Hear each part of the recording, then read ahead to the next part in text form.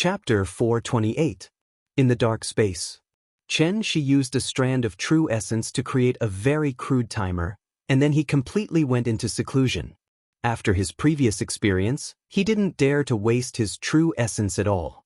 Instead, he entered the state of tortoise rest from the beginning, and kept thinking about everything he just saw in his mind. The reason why the woman didn't have any aura on her was that she had an inexplicable kindness toward Chen Shi from the beginning, so she deliberately restrained her aura. If the woman was a prisoner, then the great terror that appeared later was obviously the prison guard guarding the prisoner. These were two great figures who had the ability to reach the heavens and penetrate the earth. Chen Shi couldn't figure it out, so he focused all his energy on himself.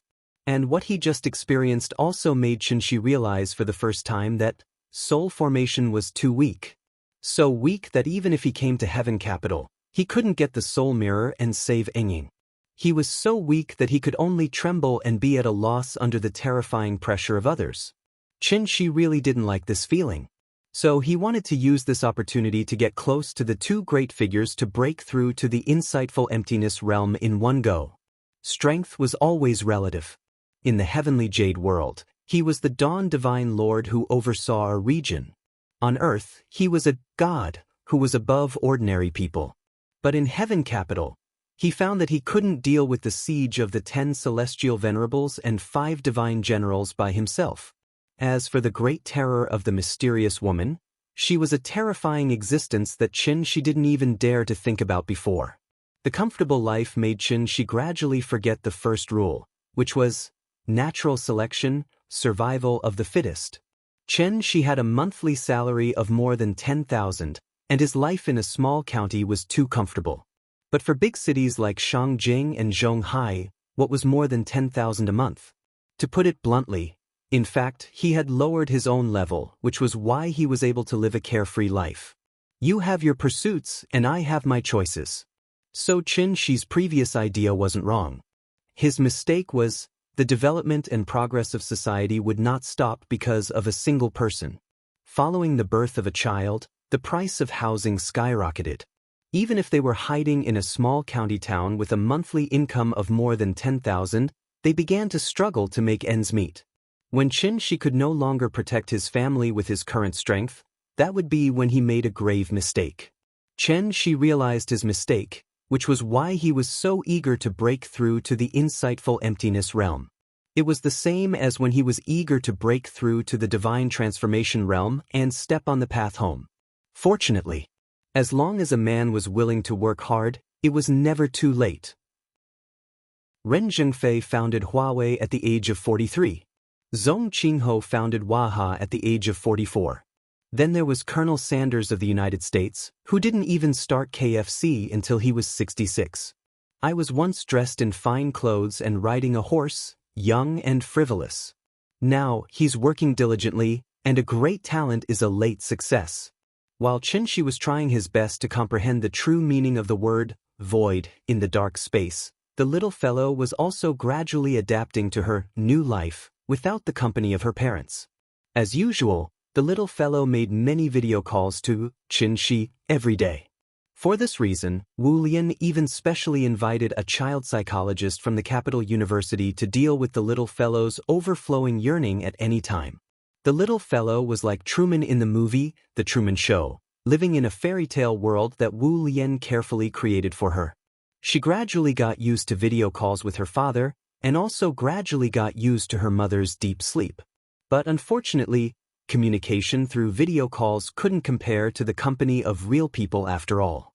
When the child no longer cried and insisted that her father come home, it meant that her heart had begun to close up. As soon as the video call ended, the smile on the little fellow's face would visibly diminish. She no longer liked new toys, and she no longer clamored to play in the ice rink. If the two brothers didn't come to the courtyard to play with her every day, rain or shine, her entire childhood would probably be much dimmer. Toys, cartoons, Big Cat, and the two brothers had already formed the entire content of the little fellow's life. Grandpa was very good to her. Although Grandpa was often in a daze alone and accidentally neglected her existence, the little fellow could still feel Grandpa's deep care for her in her heart. But this care, It was more like the feeling that Aunt Zhang once gave her, rather than the feeling that her parents once gave her. Only when one once had something would one know what it meant to lose it. She began to like holding her phone in a daze in the room alone. Because she grew up, she naturally began to have troubles. Time flew by. It was a new year.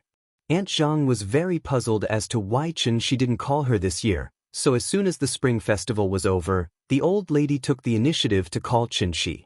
Unexpectedly, the old lady was fooled by Wang Chuanju, saying that Qin and his family were traveling abroad and wouldn't be back for a long time. Aunt Zhang naturally believed this, so after a series of instructions on the phone, she completely dispelled the idea of visiting the little fellow in Beijing. Even a snail would leave a white mark when it crawled past, let alone a person. Chen Shi's sudden disappearance also completely shattered the network of contacts he had built before. Of course, for him, this kind of network was actually dispensable. But for Nian, a child who grew up relying on her parents' network, all of this was indeed a little too cruel. In the blink of an eye, spring passed and summer arrived. Nian was also 6 years old. Perhaps because of his age, Qin Yongyan usually didn't care about any holidays except for the spring festival. If the little fellow hadn't suddenly asked when she came home from school, Qin Yongyan would have even forgotten that he had to celebrate a child's birthday. May 5th, wasn't today Nian's birthday? After looking at the calendar, Qin Yongyan slapped his forehead and realized. After comforting the little fellow for a while, he hurriedly rushed out to buy her a cake. To be honest, although Qin Yongyan had a scholarly, easygoing, and otherworldly temperament, he was actually a straight man of steel. A straight man, usually he only knew how to practice martial arts. But now, he suddenly wanted him to make the child happy. Wasn't this making things difficult for him? If the little girl in the cake shop didn't kindly remind him, Qin Yongyan wouldn't even know to prepare 6 candles for Nian. Fortunately, Nian's temperament had changed. If it was when Qin was still alive, this little thing would immediately cry out of grievance. Nian didn't cry. After seeing her grandfather lighting the candles in a hurry, she followed what her mother taught her before, closed her eyes and seriously made a wish. Her wish was very simple, that was, she hoped that her father could come back soon. Therefore, after simply eating a few mouthfuls of cake, the little fellow let Qin Yongyan accompany her to sing "Insects Fly," just like how she used to celebrate her birthday. The dark sky was low, followed by the bright stars. Insects fly, who are you thinking of? The stars in the sky shed tears, the roses on the ground withered. The cold wind blows, as long as you accompany me. Chapter 429. Nian was 6 years old. Without the company of her parents, the boring time seemed to pass faster and faster. In the blink of an eye, the little girl had already graduated from Donghuimen Kindergarten. It was time for her to go to primary school, August 30th, reporting day. Early in the morning, after Qin Yongyan helped the little girl wash up, the two of them got on the bus and then went to the primary school affiliated to Capital University, located near Zuanwoman. This was the growth path that Qin had planned for the little girl a long time ago.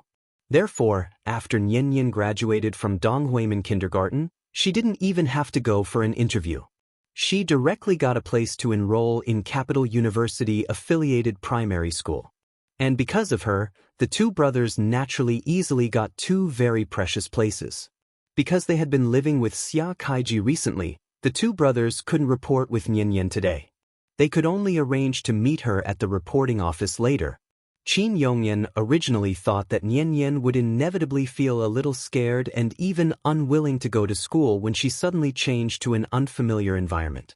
Therefore, before they left, Qin Yongyan was actually mentally prepared for a tough battle. But what he never expected was, after Nian walked into this unfamiliar school, her face didn't have the usual fear and uneasiness that was commonly seen on other children.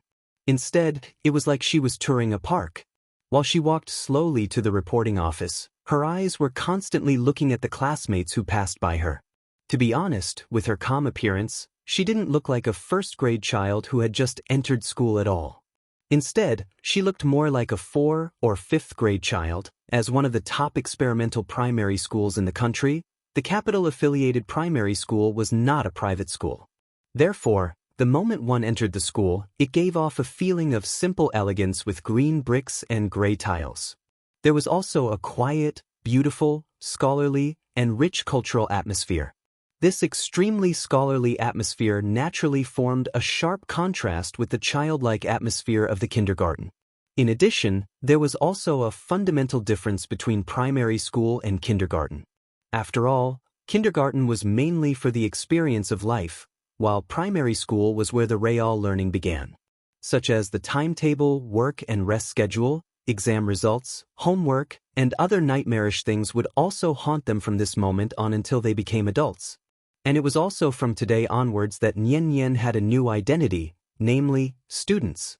Yes, primary school students. Nian Nian was assigned to Year 1, Class 2. This class assignment method was randomly assigned by the computer, so after the little fellow sat in the classroom, she waited for a long time but did not see the brothers. Qin Yongyan asked the teacher and found out that the two brothers had been assigned to Year 1 Class 3 next door. It was a sad story. Qin Yongyan was worried that the little girl would be scared, so he quickly comforted her and promised that he would find a way to put her in the same class as the two brothers. Who would have thought that the little fellow only nodded blankly after hearing this, and did not show any extreme reaction. On the other hand, the two brothers in the next class were so anxious that they were about to cry because they couldn't find Nian Nian. The first graders had just graduated from kindergarten, so they more or less carried the habits they had developed in kindergarten. Therefore, the classroom gradually quieted down after the homeroom teacher and the subject teacher arrived. The homeroom teacher first did a simple self-introduction, then began to distribute various kinds of information collection forms to the parents. This was the first time parents and teachers met. The first graders couldn't sit still, so the whole process didn't take very long. After the homeroom teacher took back the forms, she asked the parents to follow her to the multimedia classroom, where the school would officially hold a parent conference for the first graders. During this time, the children in each class had to stay in the classroom and be led by the teacher to play games with them.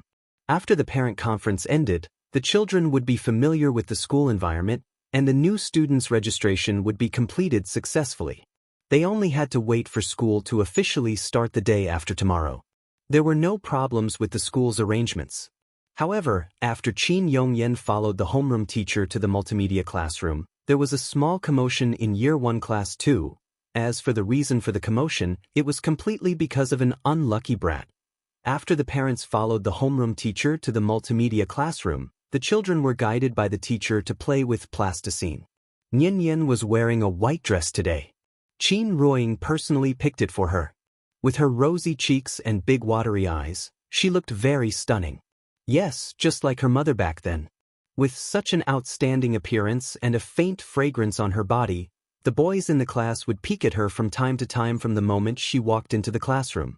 Children at this age still had a vague understanding of gender, and it was more out of curiosity. Beauty was innate because it was determined by genes. Most children would enter the aesthetic sensitivity stage when they were 3 years old. They would even choose colors that they liked, such as red, blue, etc. Therefore, don't think that children couldn't distinguish between beauty and ugliness. Not only did adults like beautiful women, but children also liked beautiful women. Nian Nian was clearly a living beauty. Most children were very obedient, but there were always a few exceptions, which was commonly known as brats. Unfortunately, there was a brat sitting diagonally behind Nian Nian. Although this brat was only 6 years old this year, he was very mischievous. He was not afraid of parents or teachers at all. It seemed that when he was in kindergarten, he was the tyrant of the class. Nian Nian was so cute, so the brat naturally had his eyes on her from the beginning. Of course, this brat's heart was not as dirty and dark as the adults. He just instinctively wanted to get close to Nian Nian. However, the way he approached others was completely unacceptable to ordinary people. This brat took advantage of the time when the teacher was teaching the other children to play with plasticine to climb to the ground and quietly crawl behind Nian Nian. He wanted to lift Nian Nian's skirt, just like he used to lift other people's skirts. However, just as he held the little girl's skirt tightly with a smirk on his face, The little girl who was seriously playing with the plasticine seemed to have been prepared. She suddenly stood up from her seat and slapped him directly in the face. Slap. Nian Nian did not use much strength, but the crisp sound of the slap alarmed the entire classroom. The brat was stunned. He was stunned for a long time. When he saw the teacher rush over, the brat's grievance seemed to have found an outlet. He couldn't help but burst into tears. "Chen Yan, what are you doing?" Chapter 430. Chen Yan. Compared to the recently popular names like Zishuan, Sini, Sihan, and Kursin, the little girl's name seemed particularly ordinary. But because of her outstanding appearance, the teacher remembered this child who was as cute as a porcelain doll at a glance. She didn't know if it was a psychological effect, but most people would discover a strange phenomenon during their school days, and that was a good-looking girl would usually be the class monitor of the class. Of course, the prerequisite was that the girl had self-respect and self-respect. Perhaps it was because their beautiful appearance gave them more attention, but at the same time, it also gave them more pressure. In addition, girls matured early, so these girls were usually more mature and sensible than ordinary children. Nian Nian's appearance was already very outstanding, and in addition, she was influenced by rich spirit energy all year round. So even if she didn't cultivate, she had a temperament that was far superior to other children her age. Therefore, the moment the teacher saw her, she had already listed the little girl as a candidate for class monitor. If her performance in the future was good and her results could keep up with the rest of the team, this position would obviously be decided internally. But no one would have thought that the little girl who easily gained the approval of all the teachers would beat another child to tears on the first day of school. The naughty child sat on the ground and cried loudly, while Nian Nian stood there and looked at him coldly. Seeing this, the teacher couldn't help but be angry, so she couldn't help but scold her. However, Nian Nian didn't defend herself. Instead, she pursed her lips and looked indifferent. School bullying was a situation that occurred in every school and even every class.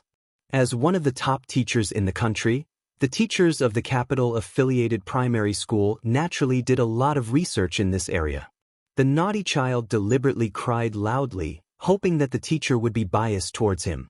Fortunately, the teacher wasn't a fool, so before confirming the truth, she didn't dare to make a conclusion. Seeing that Nian Nian didn't continue to beat him, the teacher came between the two children and patiently asked the reason. In fact, when the teacher realized that the naughty child wasn't in his seat, she had a guess in her heart. So, she immediately relaxed her expression and tried to communicate with the little girl. "Chen Yan, tell me, why did you bully your classmate?" Hearing this, the little girl pouted and replied stiffly, "Daddy said that no one is allowed to lift my skirt. I'm a girl, whoever lifts my skirt is a pervert. Dad said that this is a matter of principle, so I must give him a good thrashing." The little fellow's words were loud and clear, full of righteousness. After hearing this, the teacher didn't know whether to laugh or cry. He was right, but how old was this child? How would she know anything about erotic things? It was probably just for fun. Teacher understood the entire process of what had happened. In such a situation, it was wrong to favor either side. The naughty brat had sneakily come over to lift her skirt, but he didn't expect that this time, he would lift a steel plate, so she raised her hand and gave him a slap. It was wrong to lift her skirt, but it was even more wrong to hit her. Therefore, after the teacher pointed out the two children's mistakes, she asked them to apologize to each other. "Chen Yan, if you encounter such a situation in the future, you can tell teacher directly. Teacher will definitely criticize him severely, but you have to remember, you're not allowed to hit anyone in the future, understand?" The teacher felt that the nature of hitting someone was worse, so she asked Nian Nian to apologize to the naughty brat first. Unexpectedly, after Nian Nian heard this, she immediately frowned and replied stubbornly, "I won't. He's a pervert. I don't want to apologize to a pervert." Perhaps it was because the movie, Su Yuan, had left a very serious psychological shadow on Qin Shi, so he had always been very concerned about the issue of indecency. Actually, to put it more bluntly, the naughty brat's behavior was indecent. Age wasn't a reason to make a mistake, nor was it an excuse to avoid making a mistake. Scourges were cultivated slowly. If a mistake was made and a random excuse was found to cover it up, there would obviously be more girls who would be unlucky in the future. Why did you not teach your child well? But my child was the one who was hurt. This was a matter of principle. Therefore, Chen Shi's attitude had always been absolutely unforgivable, absolutely unforgiving. Nian Nian had obviously inherited Chen Shi's teachings. Therefore, when she heard that the teacher actually asked her to apologize to the naughty brat, Nian Nian suddenly became confused. Pervert. Shameless. I'm not going to apologize to a pervert. But the little girl's reaction was somewhat out of the teacher's expectations. She called him a pervert here and there, and the last "bah" deeply hurt the naughty brat who was lying on the ground pretending to be innocent. This was great. Seeing that the whole class was watching the show, the naughty brat who had to bear the name of pervert suddenly felt a little embarrassed. After all, he was still a child. The teacher was busy correcting Nian Nian's mistake, so she didn't notice the naughty brat's thoughts. When the naughty brat saw that everyone seemed to be laughing at him, his mentality instantly exploded. After a loud cry, he ran out of the classroom while crying. Well, this time he was really crying. Seeing this, the teacher quickly chased after him. But this naughty brat ran like a thief, and in a flash, he jumped into the multimedia classroom next door. The parents were having a meeting in the multimedia classroom, and this tragic cry immediately attracted everyone's attention. While everyone was still wondering what was going on outside, a rather good-looking young woman directly rushed out of the classroom. Nonsense, as a mother, how could she not know whose child was crying? As expected, as soon as the beautiful young woman went out, she saw the naughty brat who was covering his face and running wildly. Yang, come here, mommy is here. What's wrong? Who bullied you? Don't cry, tell mommy, mommy will help you. After seeing his mother, not only did the naughty brat not stop crying, but he also cried even more heartbreakingly. The naughty brat's cries echoed in the corridor classroom. As one could imagine, how wronged he must have been.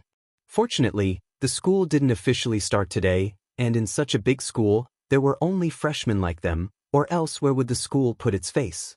The parent-teacher conference was forced to be suspended. The principal walked out of the multimedia classroom with a gloomy face. A group of head teachers and head teachers followed behind the principal expressionlessly, but in their hearts, they had already started cursing. Which class was this child from? Was the teacher who took care of this child an idiot? Didn't he know that today was the registration day? The principal had just introduced the school's teaching staff and teaching atmosphere to the parents, but in the end, the other side slapped their faces. The head teachers of each class silently prayed in their hearts, only hoping that this unlucky child was not from their class. The principal, teachers, parents. A group of people walked out of the multimedia classroom in such a grandiose manner.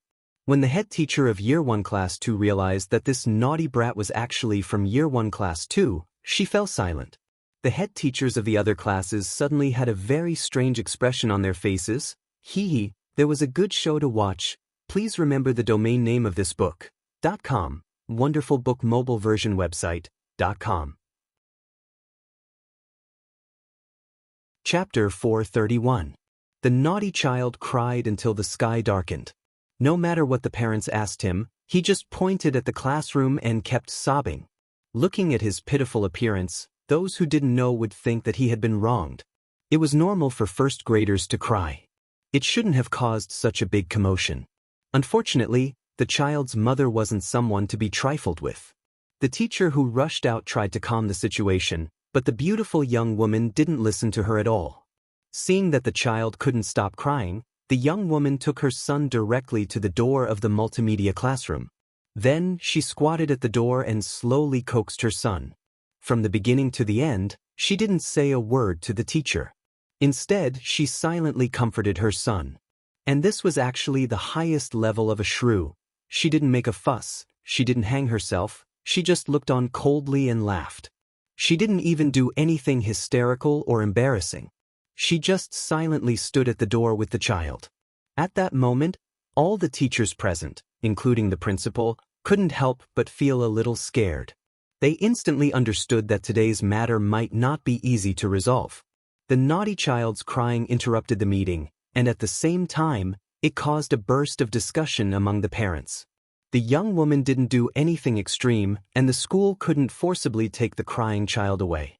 Therefore, seeing that the head of the year department couldn't communicate with her, the principal could only temporarily stop the meeting. He personally promised the young woman that he would give her a satisfactory explanation after he found out the reason. After the young woman heard the principal's promise, she whispered a few words in the naughty child's ear. It was strange. The naughty child who couldn't be coaxed heard his mother's words, and his originally tragic cries suddenly became sobbing. Is this an Oscar-winning actor? Seeing this, the teachers couldn't help but silently complain in their hearts. Everyone was an adult, so how could they not understand the twists and turns in the story? This woman knew how to use the rules, and at the same time, she understood the principle of the weak defeating the strong. It was obvious how angry the principal was to be involved in such a mess on the first day of school. Therefore, after the principal gave the task of presiding over the meeting to the head of the year department, he quickly walked out of the multimedia classroom with the class teachers. When the parents saw this, they ignored the age director's advice and hurriedly followed the principal out of the multimedia classroom. After confirming that the troublemaker wasn't their child, the parents returned to their seats and discussed the aftermath of the incident. It's so hard to get a place in the capital-affiliated primary school. Looks like there aren't any left. I wonder whose unlucky child this is. Won't father and mother be angered to death this time? After all, today was not even the first day of school. It was just a reporting day, but it turned out to be such a big deal. If nothing unexpected happened, this child who hit someone would probably be treated as an example and expelled directly by the school. Of course, according to the rules of the 9-year compulsory education, schools could not directly expel or dissuade students. But the school could give the students holidays. Other than making things difficult for them, the school had many other ways to make students transfer schools voluntarily.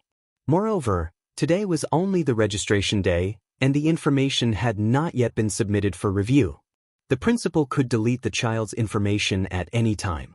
Perhaps it was out of sympathy for the loss of a rabbit, but the group of parents immediately decided to repeatedly educate their children in the future.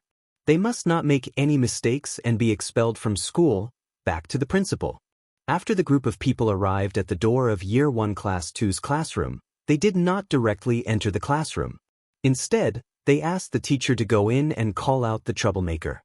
Nian Nian obediently followed the teacher out of the classroom. As soon as they stepped out of the door, the naughty child who had been crying non-stop looked as if he had seen his father's murderer. He immediately pointed at Nian Nian and shouted excitedly, "Mother, it's her. She's the one who hit me. Here. It hurts." After saying that, the naughty child raised his head and signaled his mother to see the palm print on his face. He was a child after all, and his skin was very delicate. Although Nian Nian did not use much strength, this slap was still solid and left a faint mark on his face. The young woman saw the palm print on the child's face, but she did not do anything. Instead, she silently looked at the principal. In this case, the principal naturally had to understand the situation first. Therefore, the teacher immediately went forward to explain. This was the capital's affiliated primary school, and all the children were enrolling on the first day. Naturally, the teacher could not be biased. Therefore, when the principal heard the whole story, he immediately agreed with the way the teacher handled it. The teacher did not do anything wrong. If it were any other school or any other teacher facing this situation, they would have done the same. It was wrong to lift the skirt, but it was even more wrong to hit someone. Therefore, there was nothing wrong with the judgment that the person who hit someone should apologize first, and the troublemaker should apologize later. But the problem now was, Nian Nian was like a tortoise who ate a scale today. No matter how the teacher communicated with her, she was determined not to admit that she was wrong. And children, in addition to being particularly prone to crying, actually had another characteristic, and that was, they were especially stubborn. They were even more stubborn than adults. Standing in front of her was the principal, the young woman holding the naughty child's hand, and the teacher in charge of each class. The teachers said one after another to guide the little fellow. As long as she apologized, the principal obviously would not make things difficult for this 6-year-old child. But unfortunately, Nian did not apologize. She even said in front of the principal that she was determined not to apologize again. "I'm not apologizing. I'm not wrong. The person who lifted my skirt is a pervert. I'm not apologizing to a pervert." Even though she was surrounded in the middle, she did not show any fear on her face. In fact, it was not just the principal who came today. Even if God came, he would not be able to change her mind. Because this was a matter of principle that she had repeatedly emphasized to her. Time had smoothed out our edges and corners, and time had eroded our hearts. The 6-year-old Yen had not learned to be flexible. Therefore, her father's words were the truth sword in her hand, and also her stubbornness. Even if the whole world said that you were wrong, it was okay, her father was here. Seeing that the little fellow was still unwilling to admit her mistake, the principal could only sigh deeply in the end. Then, he turned to the teacher and asked, "Where are the child's parents? Didn't they come out with us?" Hearing this, the teachers could not help but look at each other. They suddenly knew that things were not good. As expected, seeing that the little fellow's parents did not appear, the principal directly said to the teacher in charge of Year 1 Class 2, "Inform her parents, this kind of child, our school can't educate her." Didn't I write it wrong before? So, I'll write it according to my idea. What I want to write is about Nian's growth. So, I hope you understand, under the protection of an eagle will never grow up. Please remember the domain name of this book, 9 Heavens God Emperor Mobile Version Reading Website. Chapter 432. This kind of child, our school can't educate her. Wasn't the meaning of this sentence clear enough? The principal was trying to dissuade the little girl. Although she was only a 6-year-old child, Nian's actions today had already crossed the line. And the worst thing was, no matter how the teacher tried to guide her, Nian was determined not to admit that she was wrong. Under these circumstances, even if the principal wanted to give her a chance to repent, he couldn't find a suitable reason to do so. After all, today was only the first day of school and not the usual day of classes. If she really entered the school with this stubborn and violent temper of hers, who knew what kind of trouble she would cause in the future? This was a primary school affiliated to the capital, and at the same time, it was also the top public primary school in the country. He couldn't allow a single rat to spoil the entire pot of soup. The principal repeatedly deliberated for a long time. In the end, he made this seemingly unreasonable decision. Of course, the principal was actually very clear in his heart. For a 6-year-old child, her worldview had yet to be stabilized, so the child's every action was actually carried out according to the daily teachings of the parents. Rather than saying that it was the child's fault, it was more accurate to say that it was the parents' fault, but in the end, the child was the one to take the blame. Nian happened to bump into the muzzle of the gun, and because of this, she became the target of the principal's punishment. At this moment, no teacher spoke up to plead for her, and even the homeroom teacher of Year 1 Class 2 was silent. Seeing this, the young woman couldn't help but reveal a trace of satisfaction on her face. She gently touched the naughty child's face as if hinting to her son, "Look, mother is standing up for you." Seeing that the principal had spoken, the homeroom teacher could only sigh deeply, then turned around and walked to the multimedia classroom, preparing to inform Nian's parents to take the child away. But just as she was about to turn around, Nian, who hadn't shown his face all this time, suddenly appeared behind her. Nian had already stepped into the diviner realm. Although this level of cultivation couldn't achieve eternal youth, they could still maintain their appearance for decades. In order to not appear too different, Nian deliberately made himself look a lot older, thus giving the impression that he was about 40 or 50 years old. With his cultivation level, he naturally knew what was going on outside. Therefore, as soon as he appeared, Nian directly walked past the head teacher and came to the little girl. "Grandpa will take you home." He gently held the little fellow in his arms, and with a little force, the little fellow was lifted up by him.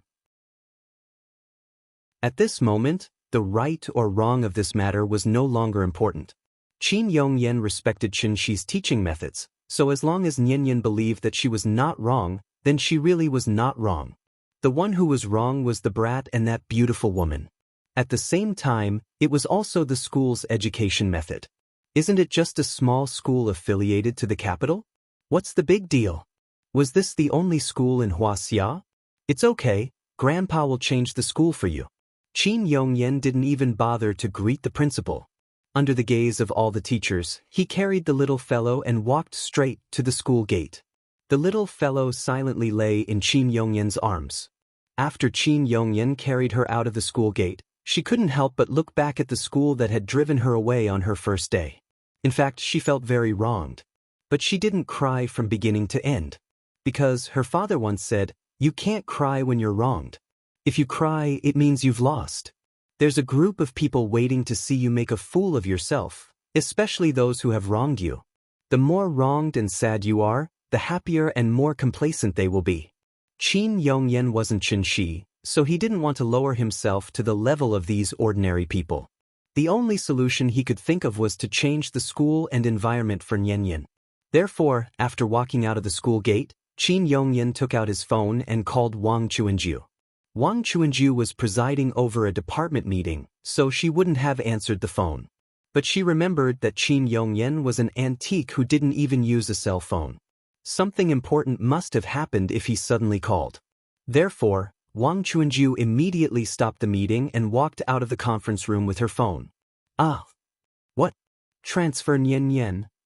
The capital-affiliated primary school is close to home and the quality of education is good. Why would she want to transfer schools? Wang Chuanju felt that Qin Yongyan's request was very strange, so she repeatedly asked over the phone. Qin Yongyan didn't want to say at first, but he couldn't stand her bombardment of questions, so he had to roughly explain the situation. But unexpectedly, after hearing the story, Wang Chuanju exploded on the spot. Even though they were separated by a door, her roar could be heard clearly in the conference room. What? Nian was expelled? Who did it? Don't go, I'll be right there. What do you mean I don't care? My granddaughter was bullied, and you want me to do nothing? Brother, I don't want to criticize you, but you really need to change your good temper. It's a good thing that Qin Shi isn't at home now. Otherwise, with his daughter's temper, wouldn't he tear down the school today? Okay, don't say any more, I'll be right there. It had to be said that Wang Chuanju was really efficient. In the time it took Qin Yongyan and the little girl to wait for the bus, she had already rushed over with a group of people. As soon as they got off the bus, Wang Chuanju directly squatted in front of the little girl, then gently hugged her into her arms and patiently asked, "Nian, tell Grandma, what's going on today?" Perhaps it was because Wang Chuanju was a woman. When the little girl saw her, she immediately pouted and said coquettishly, "Dad said that I'll hit whoever lifts my skirt. But the teacher said that I did something wrong and wanted me to apologize to him." Speaking of this, the little girl suddenly paused, and for the first time, an expression of grievance and sadness appeared on her face. In fact, when everyone said that she was wrong, how could she not have doubted her own actions? After all, she was not some stubborn brat. Although Grandpa said that she did nothing wrong, the little girl still seemed to have some self-doubt, so she could not help but ask doubtfully, "Grandma, was I really wrong?" The so-called right and wrong itself was a subjective meaning. Perhaps as long as Wang Chuanju said that she was wrong, the little girl would immediately change her mind and take the initiative to apologize to the brat. She was very sensible. And it was precisely because she was sensible that she would not be easily persuaded by outsiders. Qin Yongyan was not an outsider, and Wang Chuanju was not an outsider either. So as long as one of them said that she was wrong, the little girl would seriously reflect on it. Fortunately, Wang Chuanju did not give her a chance to reflect, but directly carried her up and strode towards the school gate. "What wrong? Your grandpa has a soft temper, likes to settle everything peacefully, and is not easily calculative with others. Because of this character, he used to be bullied in the village, so don't learn from him. If you want to learn from your father." Didn't your father often say this? We don't cause trouble, but we're not afraid of trouble either. Whether it's at school or elsewhere, in short, if you fall behind, you'll be beaten. If you're weak, you'll be bullied. So Nian, you must remember, In the future, if anyone dares to lift your skirt, you'll beat him hard for me. Because not only did your father say this, but your grandma also said this. With Wang Chuanju's encouragement, the doubts in the little girl's heart suddenly disappeared, and a smile finally appeared on her face again. Looking at the valiant and high-spirited Wang Chuanju striding into the school gate, Qin Yongyan could only helplessly shake his head at the side. No wonder Qin Xueqing's character was so tough. Wasn't it all because of Wang Chuanju's teaching? The two sisters of the Qin family, Ruo Ying and Lin Qin. One was gentle like water. One was as strong as fire. Who knew? Who would Nian look more like when she grew up? Please remember the domain name of the book. 9 Heavens God Emperor Mobile Version Reading Website. Chapter 433. With Wang Chuanju's strong appearance, there was a shocking turn of events. When the principal saw her take out a black ID, he immediately squeezed out a sincere smile on his face. It couldn't be helped. This was the world of adults. Their edges and corners had been smoothed out by time, and the corners of their mouths were raised into sophisticated smiles. Wang Chuanju was really too strong. No one knew what she said to the principal, but in a short while, Nian was led back to the classroom by the class teacher with a smile. Children didn't hold grudges, but when the naughty child saw Nian return to her seat as if nothing had happened, he couldn't help but have a flash of fear on his face. It was obvious that the naughty child was really afraid of this new classmate who beat him up at the slightest disagreement. Nian was still young, so she didn't understand what Wang Chuanju's appearance meant. But the beautiful young woman was very clear that she might have kicked an iron plate today. So when she came out of the principal's office, she hurriedly left the school with the naughty child, as if she didn't want to stay here any longer. As Nian returned to her seat, this farce also came to an end. Other than the naughty child being taken away by his mother, it was as if nothing had happened. And Nian, the freshman who dared to beat someone on the first day of registration, became famous because of this battle. Now, not only did the teachers in the school know that her background wasn't ordinary, even the students looked at her differently when they looked at her. After all, in a class, there were also class bullies other than top students. Fame was earned through fighting. The teachers didn't talk about what happened today, and the children were afraid that they would be the next to be beaten. So from today onwards, Nian was already firmly sitting on the throne of Year 1 Class 2. The teachers of each class took the students to tour the school and let the children familiarize themselves with the school environment. After that, the whole process of registration was over. The little guy was confused the whole day.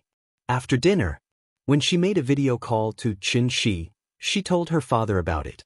She didn't expect that after Qin Shi heard about it, he repeatedly told her not to hit anyone in the future. As the saying goes, no one knows a son better than his father. Who doesn't know a father better than a son? Children were the closest people to their parents. How could they not be aware of the changes in their parents? Chen Shi's previous education had long been deeply ingrained in Nian's mind, so when he suddenly proposed a completely different education concept at this moment, the little fellow immediately felt a little strange. Because these words were obviously in conflict with what Chen Shi had said before, and it was also completely different from what Grandma had said. Looking at the lifelike Chen Shi in the video, the little girl was at a loss. It was as if an error had occurred when a computer was running. The little guy's brain shut down. The child psychologist did not know the real Chen Shi, so he could only guide the little guy in the correct way. But no matter how perfect the imitation was, a fake would always be a fake. Therefore, this seemingly small oversight planted a seed of doubt in the little fellow's heart. Perhaps she wouldn't be able to detect any abnormalities in the short term. But if time passed, by the time the little fellow turned into a little girl, this clumsy lie would probably burst like a bubble. Fortunately, the little fellow was still young. Even if she felt a little strange, she didn't directly question it over the phone. As usual, Chen Shi comforted the little fellow, told her a few stories, and coaxed her to sleep. The little fellow nodded. But after hanging up the phone, she didn't seem to be sleepy at all.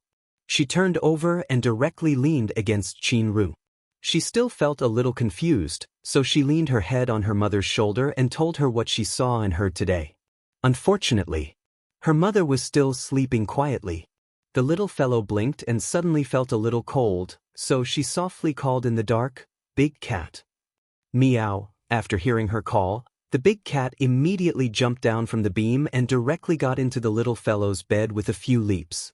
Feeling the warmth from the big cat, the little guy blinked his eyes and turned to look at the window at the side. Tonight, the moonlight was like water. The moonlight shone through the window on the bedside. The little fellow hugged the big cat tightly and clung to Chin-run. She couldn't help but murmur, "Big cat, where do you think Dad is going?" Meow. "When will he come back?" Meow. "I miss him so much." Perhaps he felt the strong longing in his daughter's heart. Then she suddenly woke up from his meditation. Perhaps because he had been meditating for too long this time, the moment he woke up, she even had the illusion that he was in a courtyard.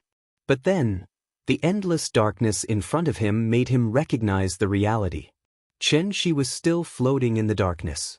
Looking at the timer beside him, he found that he had been meditating for as long as 200 years. There was no 60-year cycle in the mountains, and no one knew the year after the winter. Last time, she was imprisoned for 200 years. When his life was in danger, a light door appeared to save him. Now, another 200 years had passed, and the light door still hadn't appeared. In this regard, she didn't panic at all. In fact, he had already guessed that the light door might be related to the mysterious woman. If he counted the time on Dragon Head Peak, the mysterious woman had actually saved him twice. Because the difference in their realms was too great, she could only silently remember the woman's life-saving grace and didn't think about how to repay her. She watched the woman being dragged away by the chains. Naturally, he couldn't pin his hopes on the mysterious woman to escape. This time, he could only rely on himself. The way to escape was actually very simple. He just needed to enter the void realm. After 200 years of meditation, she was very sure that this dark space was actually not different from the big world. Both were small planes in the cracks of the void. It was just that the big world had been transformed by the grand pure divine ancestor, so it became a paradise that protected the ancient cultivators. Thinking of this, she looked around the void. After getting up and stretching his body, he sat down again with his legs crossed. These 200 years were not in vain. He kept thinking about the true meaning of the word, void, in his mind and successfully found a clue. She had already understood it, but because of the lack of clinical trials, he couldn't break through to the void realm. The tortoise breathing secret technique allowed him to retain abundant true yuan, so Shi now only needed to turn the deduction in his mind into reality. The realm. Seeing through the void, training the spirit to return to the void. And this was the third level that cultivators had to step on. Please remember the domain name of the book, 9 Heavens Divine Emperor mobile version of reading website. Chapter 434. After 200 years of pondering and deliberating, she finally grasped the true meaning of the word, void, that his master once mentioned. What is void? It is the void and also the void. Seeing through the void and encompassing all things. Even if you haven't eaten pork, have you not seen a pig run?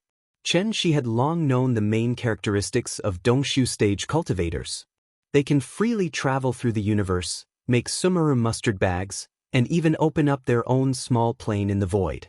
Apart from that, the biggest characteristic of Dongshu stage cultivators is that they are full of energy. Dongshu stage cultivators have reached the peak of their ability to sense and use the spiritual energy of heaven and earth. Therefore, even if they don't actively guide it, they can easily influence the spiritual energy of heaven and earth nearby. Therefore, when Dongshu stage cultivators fight, any technique they use will be much more powerful than before. More importantly, as long as there is spiritual energy of heaven and earth nearby, Dongshu stage cultivators will never face the predicament of being exhausted.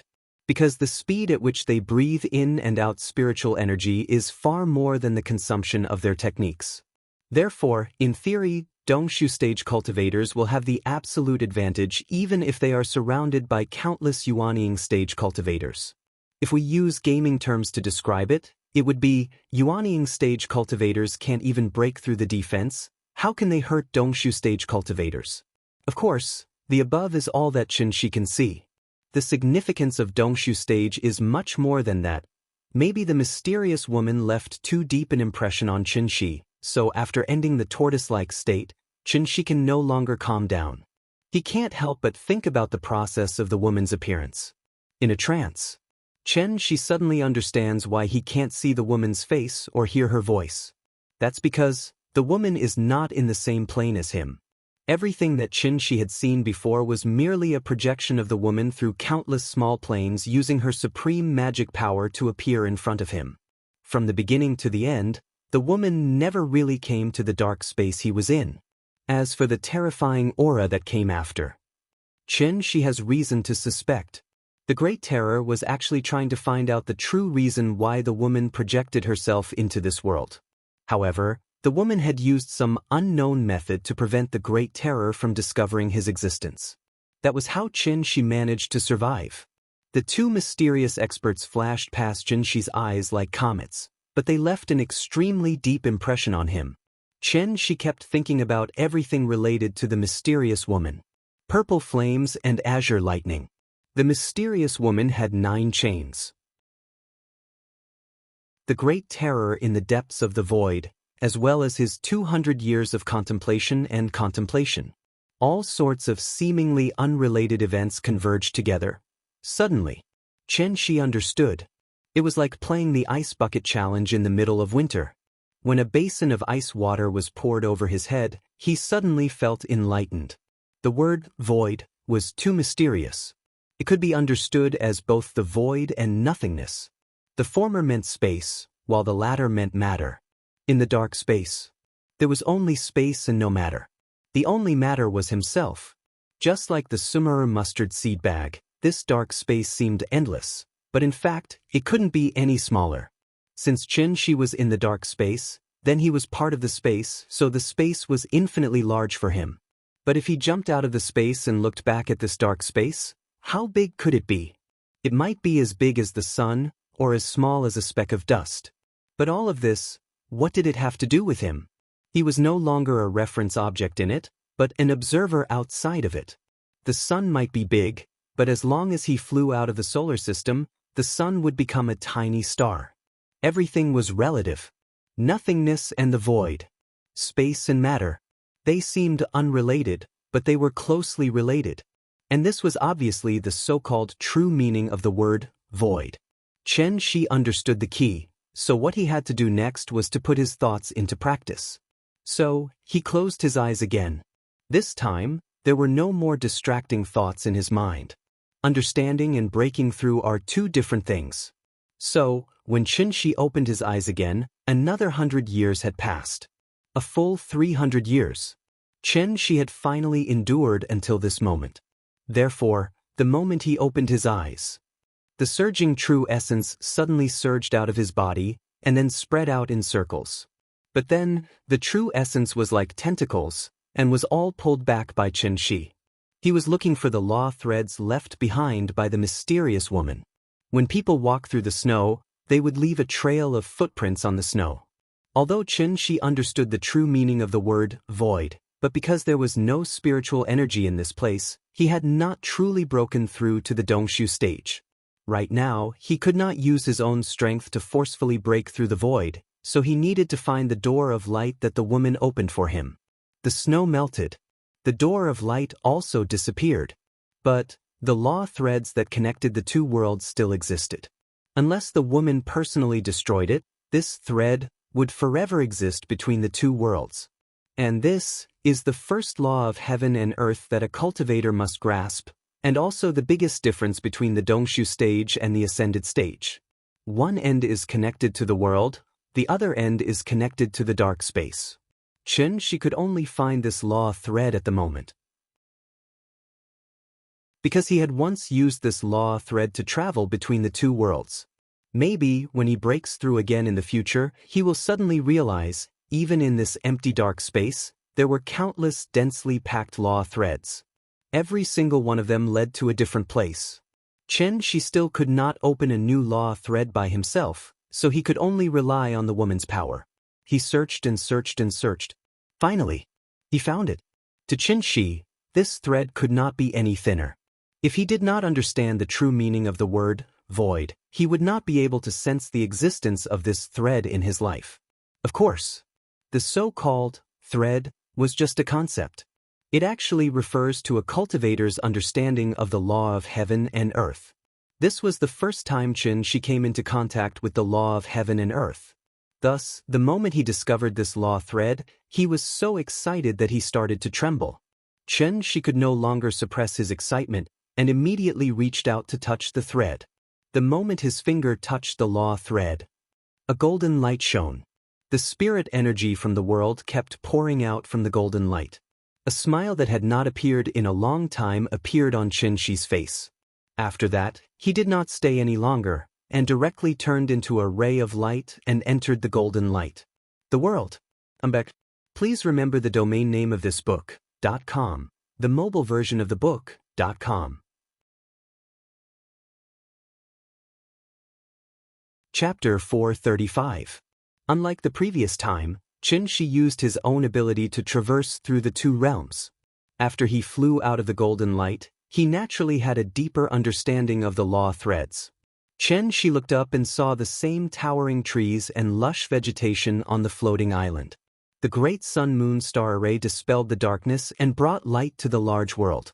Everything in front of him was the same as the last time he was here. There seemed to be no changes. But after Shi looked around the floating island, he suddenly realized that the great sun-moon star array in the sky, which seemed to only be used for illumination, faintly contained strange patterns that even he could not understand.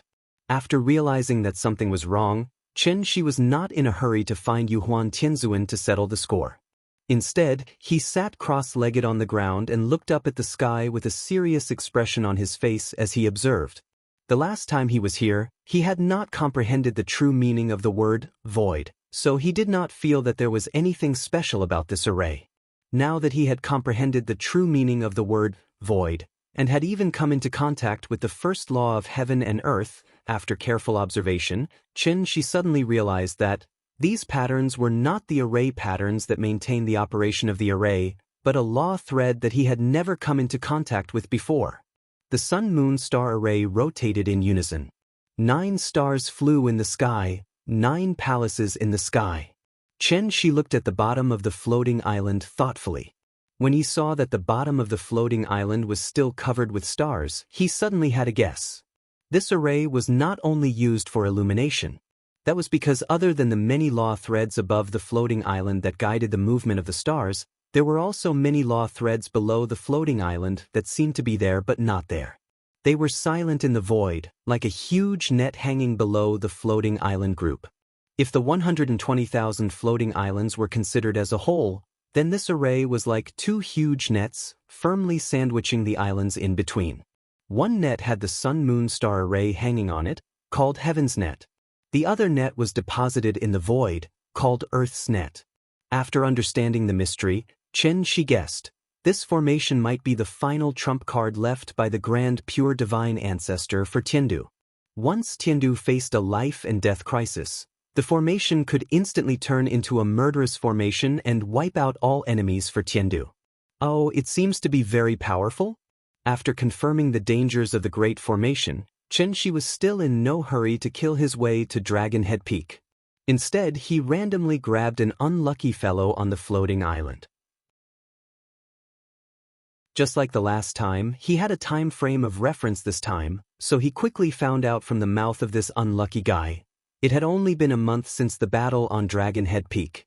In other words, although Shi had been in the dark space for 300 years, only a month had passed in the great world. If the previous 200 years were to be included, then from the time he opened the gate of heaven until now, a total of less than 2 months had passed. If Tiandu time was converted to Earth time, it should be about 16 months. December of 1 year. 1 year and 1 April. Nian was already more than 6 years old. Without him and Ying to accompany her this year, he didn't know if this child's birthday was happy. Thinking of this, Shi's longing for her suddenly overflowed like the Yellow River, uncontrollable. So, he didn't delay any longer. After casually knocking that unlucky fellow unconscious and throwing him to the side, Chen Shi directly sat cross-legged in the air. As he entered a meditative state, the spirit chi of heaven and earth within a radius of 1,000 miles suddenly surged toward him like a tsunami. Under Chen Shi's intentional guidance, the spirit chi of heaven and earth suddenly gathered in one place, almost turning into an almost translucent, huge funnel visible to the naked eye. The violent surge of spirit chi set off a huge storm. The storm spread in all directions, instantly causing several large floating islands in the vicinity to tremble. Rumbling noises kept ringing out. The nearby floating islands seemed to have experienced an earthquake. Not only were the residents on the islands terrified, but even the birds and beasts on the islands were so frightened that they scattered and roared. The spirit chi funnel grew larger and larger, and in a short while, it covered all the floating islands within a radius of 100 miles. And the spirit chi on the floating islands covered by the funnel all rushed toward Bicker. The direction of the bickering was exactly where Chen Shi was.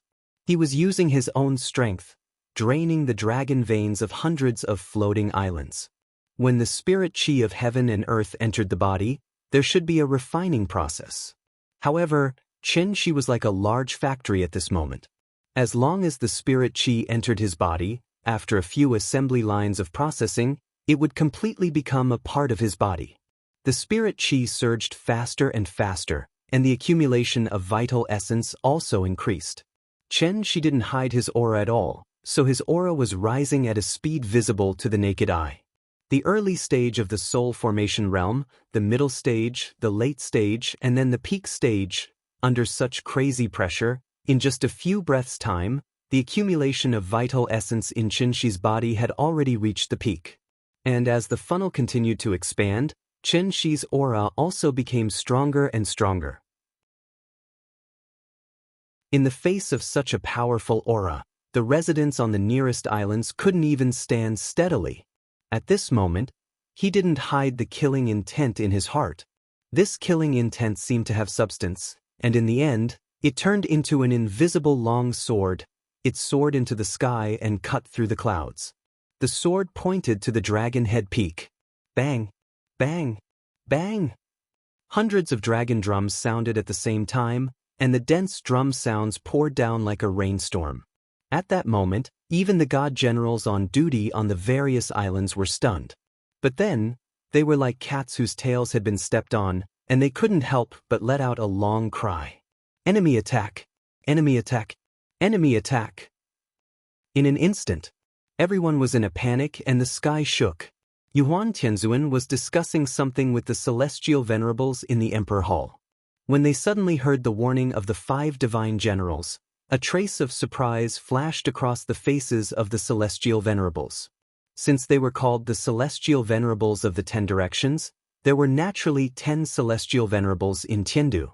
Chen Shi was lucky last time and just happened to arrive at Dragon Head Peak when the other celestial venerables were patrolling, so he only met the 3 celestial venerables, Yu Huan, Miao Fa, and Xianzhen. But today was different, with Yuan Tianzuan as the leader. Yu Jiang, Tai Hua, Ying Hua, and the other celestial venerables were all present at this moment. Therefore, after hearing the divine general's warning, Yuan Tianzuan's face darkened on the spot. It must be him. He was lucky enough to escape last time, and now he dares to come back? Does he really think there's no one in Tiandu? Before he finished speaking, Yuan Tianzuan summoned the jade Huan glazed cup, and then suddenly turned into a ray of light, rushing towards the direction of the dragon drum. Seeing this, the 7 celestial venerables who had not experienced the battle on Dragon Head Peak couldn't help but look at each other in dismay. Was there a need to be so excited? Chapter 436. Other than Yu Huan, Miao Fa, and Xianzhen, the other celestial venerables had never personally fought with Chen Shi, so their understanding of Chen Shi came from the battle recordings on the Xian Tian mirror. The 7 celestial venerables were very knowledgeable, so it was not difficult to discover through the battle recordings. Although Chen Shi seemed ferocious at that time, using his own strength to forcefully deal with the siege of 3 Empyreans, during the fight, he had been in a passive state the entire time, basically without any extra strength to fight back. The three celestial venerables almost took away half of Qin Shi's life, not to mention the 10 celestial venerables present. Therefore, after seeing Yuhuan Tianzuan so excited, the 7 celestial venerables could not help but feel a little puzzled. Looking at Yuhuan's aggressive manner, could it be that he had some personal grudge with that person? The 7 celestial venerables each had their own thoughts. As they pondered over the key points, they followed Miao Fa and Xianzhen to the direction of the dragon drum. The 10 celestial venerables going out to meet the enemy was a grand occasion in divine capital. They did not say that they were not allowed to watch the battle, therefore, the spectators could no longer suppress the excitement in their hearts. As long as they could fly, they followed the footsteps of the 10 celestial venerables and rushed toward Qin Shi's location like a swarm of bees. For a moment, as long as the celestial venerables passed by the floating island, it was like a hornet's nest that was lit by a fire. In an instant, countless celestial venerables and above flew out. It had been a long time since the great world was so lively. Densely packed silhouettes continuously flew across the sky above the floating island like a swarm of locusts. The scene was even more shocking than the final battle in the movie Avatar. It had to be said that this troublemaker not only had a high cultivation, but also had courage that far surpassed ordinary people. As the saying goes, where there is life, there is hope. As long as one's cultivation reached the golden core stage and above, one's life was more important than anything else. The cultivation of immortal cultivators was not easy to come by, so how could they so easily give it up for nothing? What was the difference between Qin Shi's current actions and courting death? In order to fight back, he sacrificed his life for nothing. How unwise was such an action? Many people could not help but feel sorry for Qin Shi from the bottom of their hearts. However, even more people were filled with excitement, hoping to witness the fall of a heavenly venerate with their own eyes. With Yuhuan Tianzuan in the lead, the immortal cultivators of the great world quickly arrived at the periphery of the floating islands. The funnel that looked like a canopy of clouds had now turned into a gigantic cloud vortex, enveloping almost all of the floating islands within 1,000 miles. As the heaven and earth spirit qi continuously flowed into the center of the funnel, the floating island enveloped by the funnel gradually lost its vitality. At this very moment, the cloud vortex above the floating islands was like a ferocious beast from ancient times. Apart from sucking dry all the dragon veins on the floating islands, it also cast a huge psychological shadow on the islanders. This mysterious man who dared to make an enemy of Tiandu had yet to show himself, but the invisible pressure coming from his body weighed down on everyone's hearts like a huge rock. A sense of despair gradually spread through the crowd.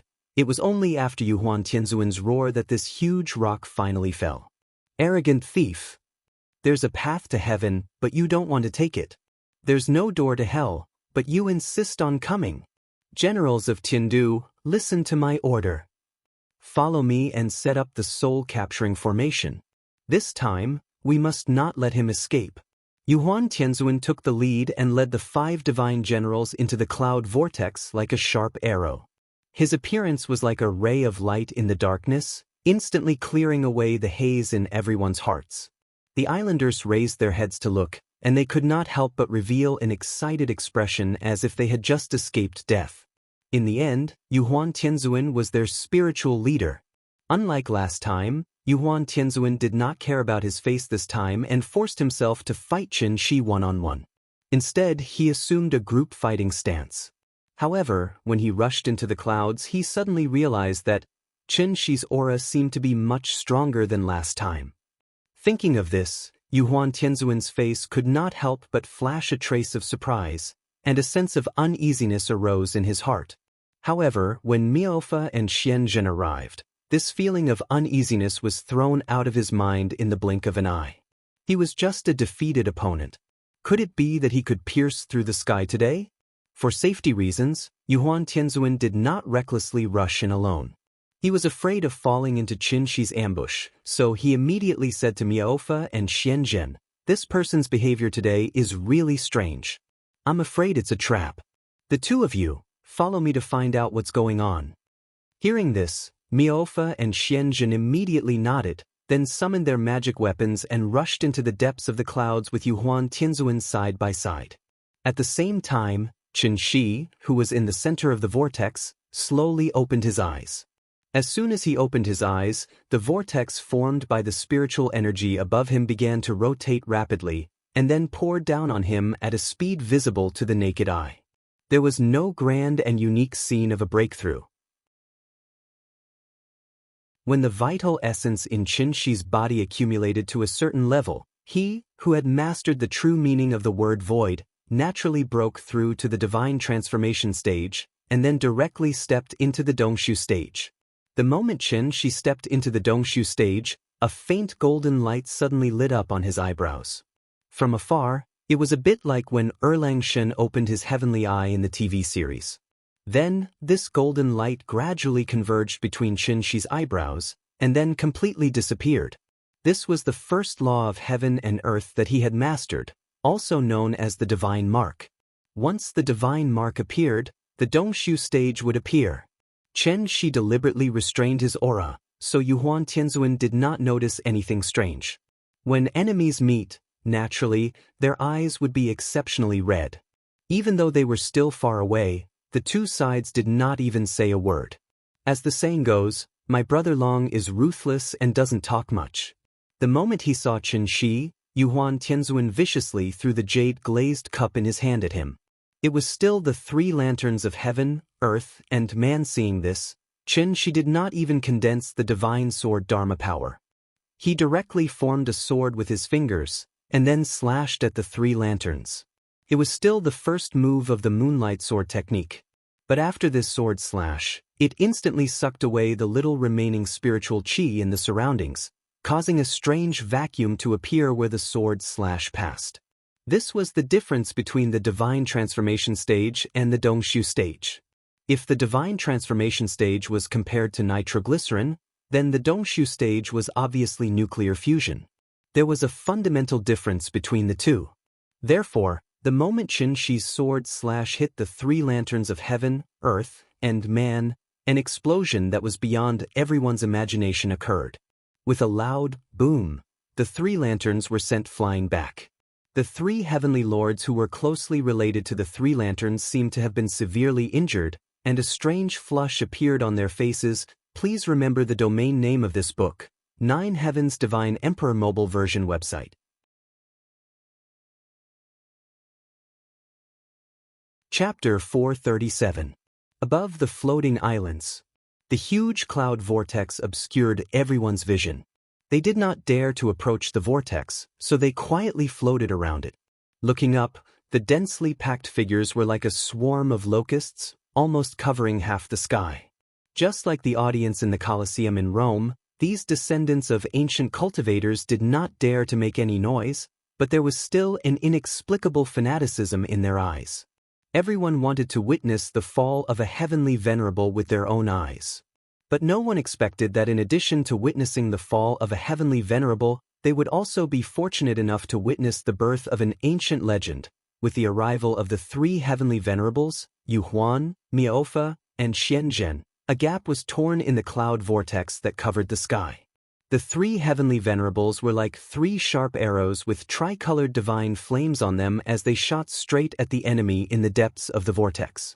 For a moment, the golden myriad spirit ancient E, the purple sky incinerating purple flame, and the grayish-green netherworld ghost flame all bloomed with their own unique brilliance. The 3 flames intertwined and rose, burning fiercely, almost instantly burning away a large portion of the cloud vortex. At the same time, it also cleared the vision of the spectators. And it was precisely because of this clear vision that everyone witnessed what happened next with their own eyes. After the green sword light and the tricolored divine flame collided in the air, it was like a sharp sword piercing through a glass window. It strangely felt like a mirror shattering in the void. Boom! Following a huge explosion, a formless shockwave spread out. Wherever the shockwave went, spiritual energy surged and wreaked havoc. The spectators closer to the center of the battlefield felt as if their chests had been hit by a battering ram. They were actually sent flying by this invisible force just like that. All of you back off. Back off at least 5 kilometers. Divine generals of 5 directions, listen up. No one is allowed to come near this place. Fortunately, there were not only 3 heavenly venerables present today. The 7 heavenly venerables, including Yu Jiang, Tai Hua, and Ying Hua, who had arrived later, saw the intensity of the battle and simultaneously pulled up a protective barrier around the periphery, saving many people in time. Although it was only the first move, the intensity of this battle was far greater than the battle on Dragon Head Peak. Feeling the powerful true essence fluctuations, the 7 celestial venerables' faces suddenly flashed with a trace of surprise. It was no wonder that Yu Huan would put on such a solemn expression. If it was a one-on-one battle, it was likely that none of the 10 Empyreans present were his match. In a battle between experts, one move was enough to determine the truth. The 7 celestial venerables merely watched the battle from afar and did not personally step forward to fight with Chen Shi, so their feelings were naturally not as vivid as those of the 3 celestial venerables present. Chen Shi's seemingly casual slash, other than forcing the heaven, earth, and man lanterns to retreat, he had also directly injured the 3 celestial venerables who were related to the lives of the 3 lanterns. How could Yu Huan Tianzuan not be shocked? It wasn't like he hadn't fought with Chen Shi before. When he fought Chen Shi, who was at the peak of the soul formation stage, he didn't have the upper hand, but it wasn't as if he had no chance of winning. But now, Chen Shi was fighting against 3 celestial venerables alone, but he could still easily injure them. How was this possible? At this moment, not only was Yu Huan Tianzuan shocked, but even the 2 celestial venerables, Miao Fa and Xian Zhen, were filled with shock and uncertainty. The 3 of them hesitated, and the scene temporarily returned to its original calm. Seeing this, Chen Shi wasn't in a hurry. Instead, he slowly flew up until he was at the same height as the 3 celestial venerables. Only then did he speak loudly to everyone present. This humble one is Chen Shi. I've already met all of you before, so I don't think I need to introduce myself too much, right? Actually, I've always wanted to sit down and talk with all of you, but you didn't even give me a chance to speak. I originally had no intention of making an enemy out of Tiandu. I just wanted to borrow the sky-bearing impersonation technique and use the floating dawn mirror. If all of you are reasonable, you should understand that you shouldn't make an enemy out of me for no reason. At this point, Chen Shi suddenly paused. Then he looked at Yu Huan Tianzuan and said calmly, "Also, I want to clarify that I didn't kill Wuxiu." After hearing this, a trace of doubt flashed across Yu Huan Tianzuan's face. He frowned and seemed to want to say something, but then he heard Chen Shi continue. "So what I want to say now is, if all of you are willing to talk, then I can give all of you another chance. Let's turn weapons of war into gifts of jade and silk, so as to avoid increasing the sin of killing. If not, everyone, please don't blame my sword for being merciless." Although Chen Shi wasn't an unforgiving evil person, he wasn't a good person with a gentle temperament either. If the mysterious woman hadn't saved him, he would have died with hatred in his heart.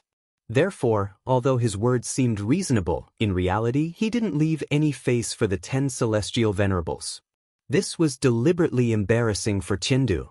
Of course, if the other party honestly lowered their heads and admitted their mistakes, Chen Shi could indeed consider letting them live.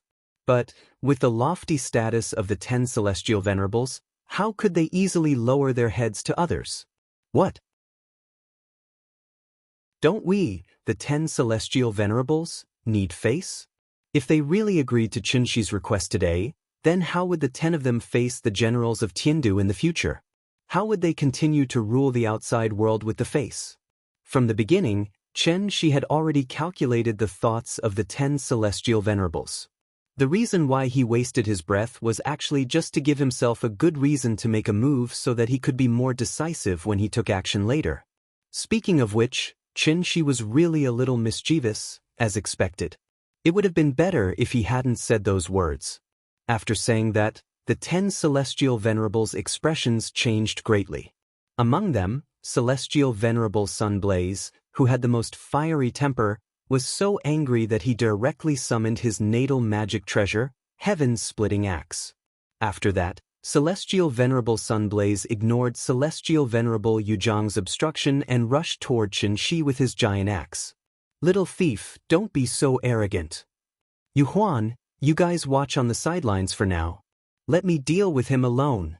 Yu Huan, Miaofa, and Xianzhen couldn't gain any advantage over Qin Shi, but Celestial Venerable Sunblaze didn't believe it. He raised his giant axe and fiercely chopped at Qin Shi. Axes were different from swords. They were designed to be heavy and powerful, and must kill in one hit. Therefore, as Celestial Venerable Sunblaze chopped down with his axe, a strong wind immediately blew in the air. In terms of power, it was even more ferocious than the three lanterns of heaven, earth, and man. This kind of fighting style that only focused on killing and disregarded defense was actually very rare among immortal cultivators. Celestial Venerable Sunblaze relied on the indomitable fierceness in his bones to fight for the position of Celestial Venerable. Therefore, even if his cultivation wasn't at the top of the 10 Celestial Venerables, not many people dared to casually fight with him. He was a living brute. But today, this brute met an opponent who was even more reckless than him. Come on! Seeing that the giant axe was about to arrive, Qin Shi's face suddenly flashed with a trace of excitement. He made a grabbing motion with his left hand, and a saber-like materialization weapon condensed in his hand. Then, Qin Shi held the saber in his hand and directly faced the giant axe.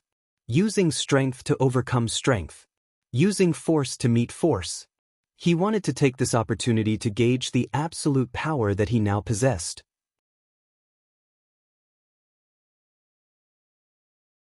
Chapter 438. Just as Celestial Master Blazing Sun was wielding his heaven-splitting axe and using all his strength to execute the 36 moves of the Heavenly Dipper Axe technique, Qin Shi's mood could be accurately described with one idiom, and that was elation at the sight of a prey. Different cultivation methods would naturally lead to different combat habits for immortal cultivators. Based on Qin Shi's previous combat style, when faced with such a ferocious cultivation technique, Qin Shi would definitely not meet it head-on. Instead, he would constantly twist and turn and restrain his opponent until he found a flaw in his opponent's aura. Only then would he decisively strike with his sword, hoping to achieve the desired result in one strike. The axe technique was ferocious, while the sword technique was nimble. Each of the 18 types of martial arts had their own unique characteristics. It was not easy to judge which one was better and which one was worse. It was also because of the characteristics of the axe technique that Celestial Master Blazing Sun's move was not necessarily exquisite. However, it was definitely incomparably violent.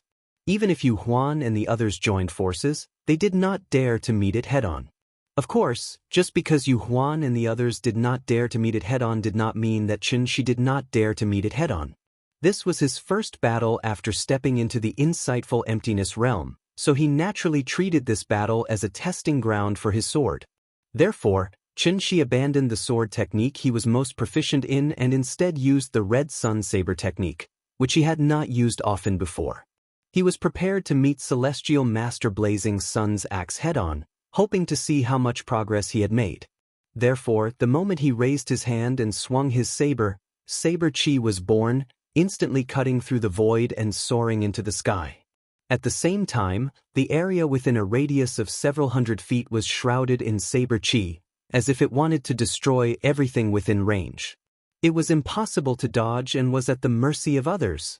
And this was the third move of the Red Sun Saber technique. One saber cleaves the sky, one with the saber. Great clumsiness turned into simplicity, one saber was enough. As the heaven-splitting axe came crashing down, a bright saber light with a hint of coldness shot out from the tip of the saber. Then, with an incomparably violent and domineering aura, it slashed directly at the incoming Celestial Master Blazing Sunday. At this moment, almost all the spectators, including the 10 Celestial Masters, could not help but hold their breaths, for fear of missing any exciting scenes. However, what happened next disappointed them. For some unknown reason, the moment the tip of the saber touched the edge of the axe, the giant axe formed from Celestial Venerate Sunblaze's true Yuan Qi melted like snow under the blazing sun and slowly dissipated into the void. This feeling was very strange. It was as if one side was holding a tempered steel knife, while the other side was holding an axe carved out of ice. Therefore, as soon as the two came into contact, the axe shattered into countless ice shards. Sigh. Seeing this, Chen Shi sighed silently. In the end, he still couldn't hold it in. After all, how could he, who had already grasped the laws of heaven and earth, be like before, only rely on the enormous amount of true essence to fight? If that was the case, wouldn't a Dongshu stage Cyaxianist become a brute with nothing but brute strength? In fact, the moment Heavenly Venerate Sunblaze swung his axe, Chen Shi saw numerous law threads on his body. Therefore, he only needed to cut off one of them to easily neutralize Heavenly Sovereign Sunblaze's attack. Until this moment, Chen Shi finally understood the gap between the Divine Transformation stage and the Dongshu stage. True Yuan was no longer the only standard to measure one's strength. Understanding and grasping the laws of heaven and earth was the direction he needed to study in the future. The more laws he grasped, the closer he was to the Great Tao. So, unknowingly, he had already reached this step. Thinking of this, Chen Shi's excitement from his breakthrough immediately calmed down. When he turned his head to look at Yu Huan Tianzuan and the others again, there was only a pale feeling left in his heart. That was dull and uninteresting. So what if they were Tiandu? So what if they had more people? They were no longer on the same level. The reason was simple. It was like an adult fighting kindergarten children. Even if there were 100 children standing opposite him, he wouldn't feel any pleasure after destroying them. Punch at the Nanshan nursing home, kick at the Beihai kindergarten. This was just a joke. Perhaps this was the aftereffect of advancing to the next level. At this moment, in Chen Shi's eyes, this great world that carried all the hopes of the ancient cultivators was no different from the Beihai kindergarten. He silently looked around the room. Wherever he looked, the other party would reveal a nervous and somewhat flustered expression. It was just a casual slash. Heavenly Sovereign Sunblaze, who was known for his martial prowess in the divine capital, was seriously injured. Now, he had been brought back to the Dragon Head Peak by the divine generals to heal.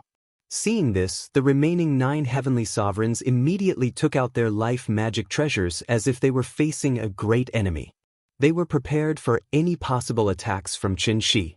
For a moment, there was a strange silence. When Chen Shi saw their laughable expressions, he couldn't help but think of the mysterious woman in the dark space. Perhaps in the eyes of that mysterious woman, he should be as insignificant and laughable as these people in front of him, right? The Great Tao was endless. There was always a mountain higher than another. If he didn't jump into this small pond, he would never know how high the sky was and how wide the earth was. Thinking of the realm that the mysterious woman might reach, even Chen Shi couldn't help but yearn for it. However, yearning was yearning, reality was reality. The reality was, Yingying was still waiting for him to save her. Nian was still waiting for him to go home. What were they waiting for? Therefore, after seeing the remaining 9 heavenly sovereigns take out their life magic treasures, Chen Shi couldn't help but smile at them and say, "All of you come together, I'm in a hurry." As soon as his voice fell, a divine sword appeared in his right hand. Then, Chen Shi held a sword in one hand and a saber in the other and took the initiative to rush toward the 10 heavenly sovereigns in front of him. Don't be afraid. Everyone attack together. This old man really doesn't believe that he can overturn the heavens. Yuan Tianzuan was also a ruthless person. Although he didn't understand why Chen Shi was able to defeat Heavenly Sovereign Yang Yan in one move, he didn't have any intention of retreating. Instead, when he saw Chen Shi make a move, he took the lead to face him. It was still the same 3 lanterns of heaven, earth, and man combined attack. But this time, they were not facing Chen Shi, who was at the peak of the semi-god realm. It was Chen Shi, who was at the early stage of the void transformation realm and already had killing intent in his heart. I've already given you a chance. It's you who didn't cherish it, then don't blame me for being ruthless. After saying that, Chen Shi couldn't help but let out a long roar towards the sky, and the sword in his hand suddenly glowed with a faint cold light. The third move of the combination of sword and saber. The saber was formless, the sword was formless, and the vast expanse of heaven and earth could be shattered.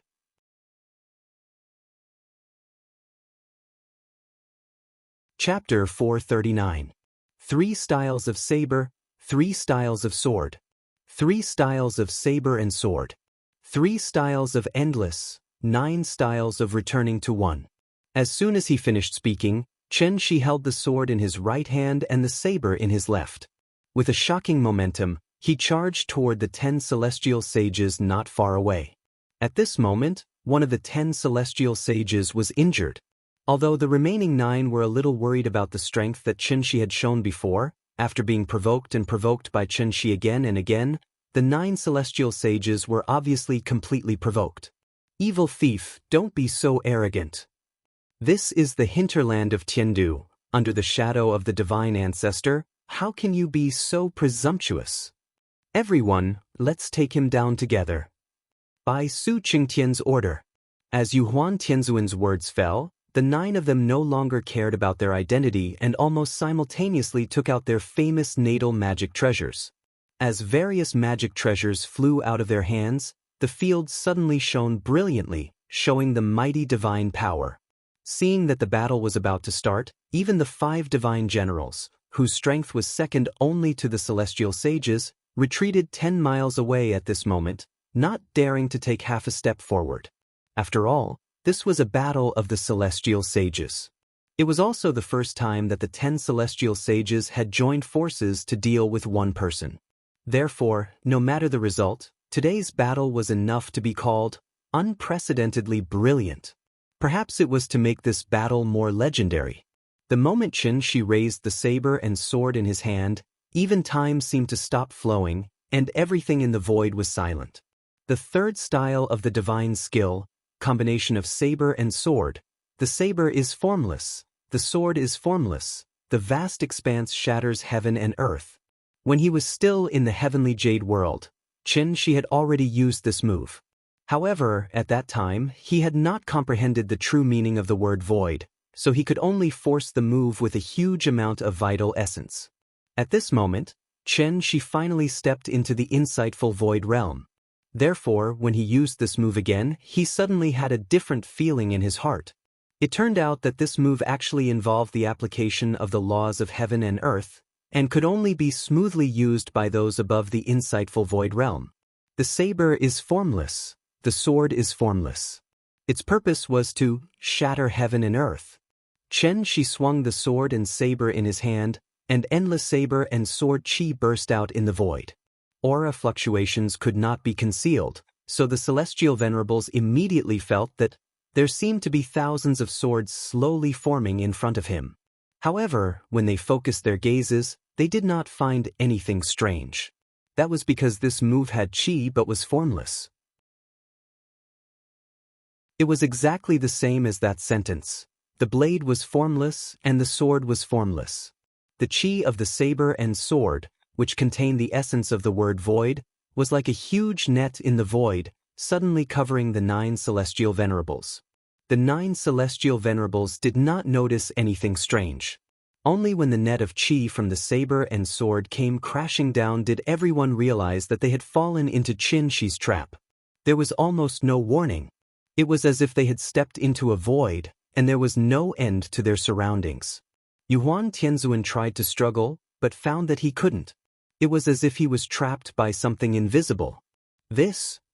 Seeing this, Yuhuan Tianzuan couldn't help but widen his eyes slightly. He quickly mobilized all the true qi in his body, trying to forcibly break free from the shackles. However, at this moment, his body suddenly felt pain, and countless bloody marks suddenly burst out all over his body.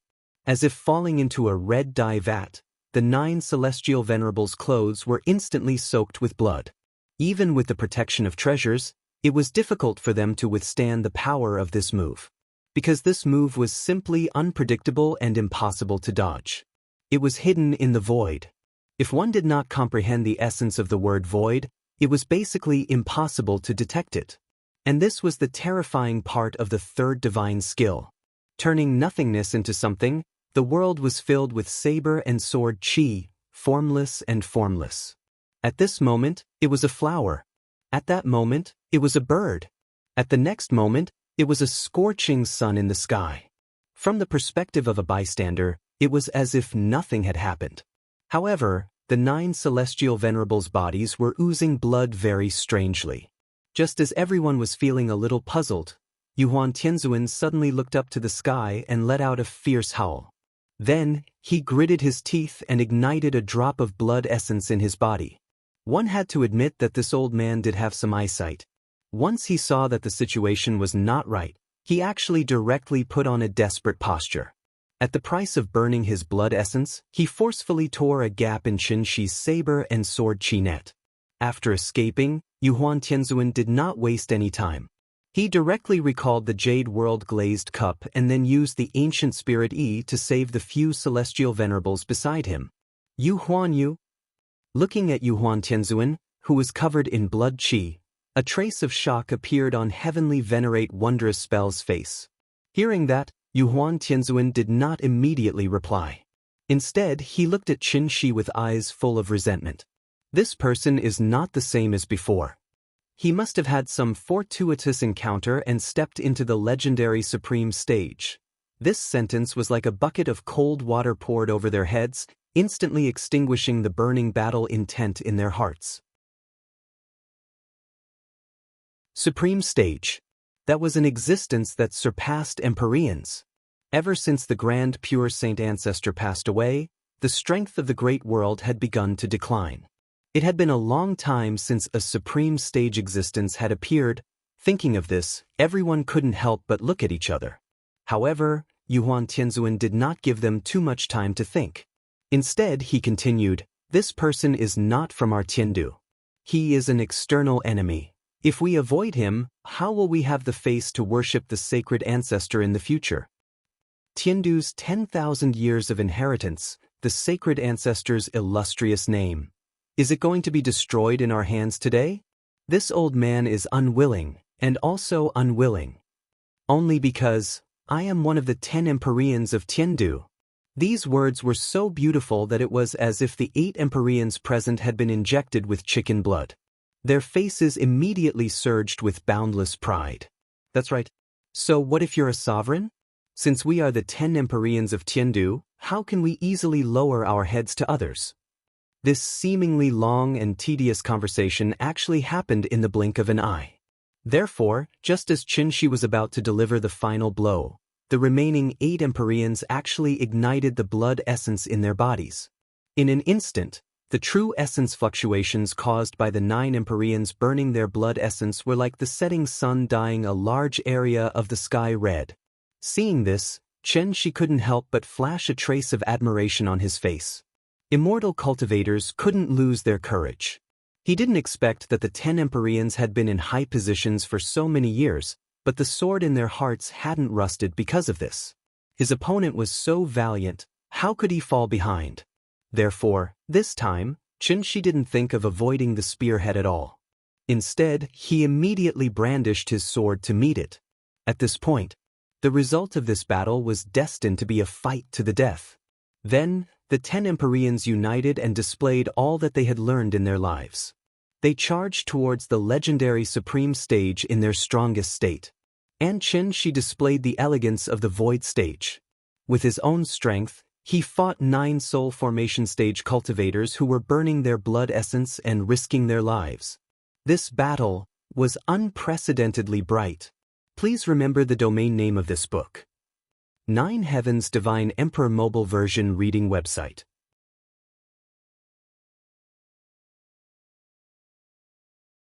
Chapter 440. As the battle gradually reached its climax, earth-shattering explosions rang out one after another. The multicolored True Yuan was like an aurora, slowly flowing in the air above the floating island.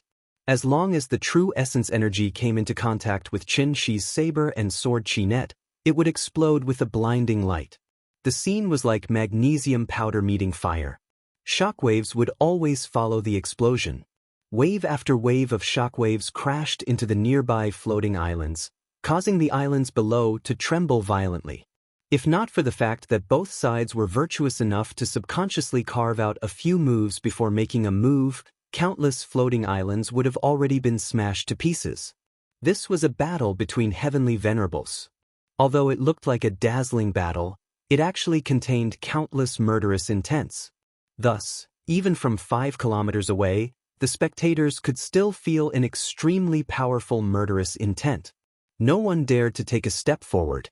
As long as they came into contact with the saber and sword Chi Net or the rainbow divine light, they would definitely be shredded into pieces. Almost everyone's hearts tightened, including the 10 heavenly venerables. Because there was a time limit to burning blood essence. Not only did Qin know this, but even the 9 heavenly venerables knew this very well. Time was of the essence, so the 9 of them wanted to use all their strength to defeat Qin in one fell swoop before the blood essence was completely burned. But how could Qin let them do as they wished so easily? Perhaps it was because Heavenly Venerable Sunblaze was absent, but the 10 Directions Immortal Extermination formation that the 9 Heavenly Venerables had set up was clearly lacking in maturity. After grasping the true meaning of the word, void, Qin could always immediately discover the flaws in the 9 Heavenly Venerables' joint attacks even if he didn't deliberately pay attention to them. Thus, the 9 Heavenly Venerables' joint attacks were always easily resolved by Qin. The 9 of them working together still couldn't hurt Qin. Once the blood essence was completely burned, what would they use to deal with him? At this thought, Yuhuan Tianzuan immediately became impatient. Even the frequency of his attacks became more and more hurried. However, being impatient wouldn't help at all. Instead, it would only expose his shortcomings even more quickly. After the two sides had exchanged more than 1,000 moves, Qin deliberately revealed a flaw and pretended to be pinned down by Empyrean Yujiang. At the same time, he deliberately exposed his back to Empyrean Yuhuan. Seeing this, Yuhuan Tianzuan fell for it. The old man felt that the opportunity was not to be missed, so he directly broke out of the formation and viciously smashed the glass cup at Qin's back. As the Jade Universe glazed cup flew out of his hand, the 10 Directions Immortal Slaying formation, which had been greatly weakened due to Celestial Venerable Sunblaze's absence, immediately fell apart. At this time, Qin seemed to have expected this. He suddenly forced Wondrous Spell Heavenly Lord back with a slash of his saber. Then, he decisively pulled back his sword, allowing the sword that had been accumulating power for a long time to point directly at Yuhuan Tianzuan. Yuhuan Tianzuan only saw a cold light flash before his eyes. He didn't even have time to defend himself before the sword pierced through his protective aura and through his body, drawing a long line of blood in the air. Pooh! After suffering such a heavy blow, Yuhuan Tianzuan lost his ability to fight on the spot and instantly fell from the sky. If Heavenly Lord Yinghua hadn't reacted quickly and caught him in time, Yuhuan Tianzuan would have fallen directly into the endless void below. The formation has been broken. We are in danger. Everyone, quickly retreat to the Imperial Hall and regroup. We will wait for an opportunity. Go quickly. I will stop him. Heavenly Lord Wondrous Spell was indeed somewhat courageous. Seeing that the 10 Directions Immortal Slaying formation had collapsed due to Yuhuan Tianzuan's injuries, he advanced instead of retreating. He held the 8 Views Palace lantern and brazenly faced Qin. However, Heavenly Lord Wondrous Spell, who was only at the early stage of soul formation, couldn't block Qin, who was at the early stage of void transformation, even if he burned his blood essence. Thus, in the instant that the other 7 people turned around and flew away with Yuhuan Tianzuan, Heavenly Lord Wondrous Spell, who was covering for them, was struck by Qin's sword. As a result, he fell from the sky and heavily smashed into the floating island below. A 1,000-mile journey collapsed because of an ant's nest. Because of Yuhuan Tianzuan's momentary mistake, the 10 Directions Celestial Lords were instantly defeated. In gaming terms, that would be, the configuration of their formation was too low, and the margin for error was almost zero. A single mistake would instantly cause them to be wiped out. After Qin defeated Heavenly Lord Wondrous Spell, he didn't rush to finish him off. Instead, he immediately chased after the 8 fleeing Celestial Lords. Seeing this, Heavenly Lord Yujiang, who was the strongest among them, decisively stepped forward and replaced Heavenly Lord Wondrous Spell to cover for everyone. However, Qin was like a madman who had gone berserk. As soon as the two of them met, Heavenly Lord Yujiang was slashed down by his sword and fell straight into the void below. Wondrous Spell and Yujiang fell one after another. Even if they excluded the heavily injured Yu Huan, there were still 6 people left. Thus, Heavenly Lord Xuanzhen stepped forward. They couldn't delay for too long, but this method of covering the rear greatly lengthened the battle line. As a result, after Qin Shi repelled Xuanzhen with his sword, Dragon Head Peak appeared not far in front of them. At this moment, Qin Shi didn't need to think with his but to know. They were going to activate the Great Sun Moon Star Formation. Since this formation was the final killing move that the Grand Pure Divine Ancestor had left behind for Tian Capital, it must have its unique features. Qin Shi didn't think that he was a match for the Grand Pure Divine Ancestor, so he deliberately lured everyone to the periphery of the floating islands. His goal was to make the 10 Heavenly Venerables stay away from the Imperial Polarity Hall and prevent them from activating the formation at any time. Qin Shi had achieved his goal. However, he still didn't expect. The 10 Heavenly Venerables, who held high positions, would have the courage to burn their blood essence and sacrifice themselves at the same time. Xuanzhen fell. Ying Hua stepped forward again. The Heavenly Venerables, who used to be high and mighty, fell one after another, but the remaining few stood up resolutely and continued to cover the rear for their companions. Although they couldn't block 1 or 2 moves from Qin Shi, they could create some obstacles for Qin Shi and buy some time for everyone to escape. When only 3 Heavenly Venerables were left beside Yu Huan, the group of 4 finally flew to Dragon Head Peak. For Tian Capital, for the Divine Ancestor's reputation. Go Yu Huan. We'll do our best to buy time for you. A fierce look flashed across the Taihua Heavenly Venerable's face. Then he and the other 2 Heavenly Venerables turned to face Qin Shi, who was chasing after them with a sword. Seeing this, Qin Shi couldn't help but yell fiercely, "Get lost!" The battle was coming to an end. As long as the 3 people in front of him were defeated, Tian Capital would have no chance of counterattacking. Therefore, Qin Shi no longer held back and decisively used his killing move.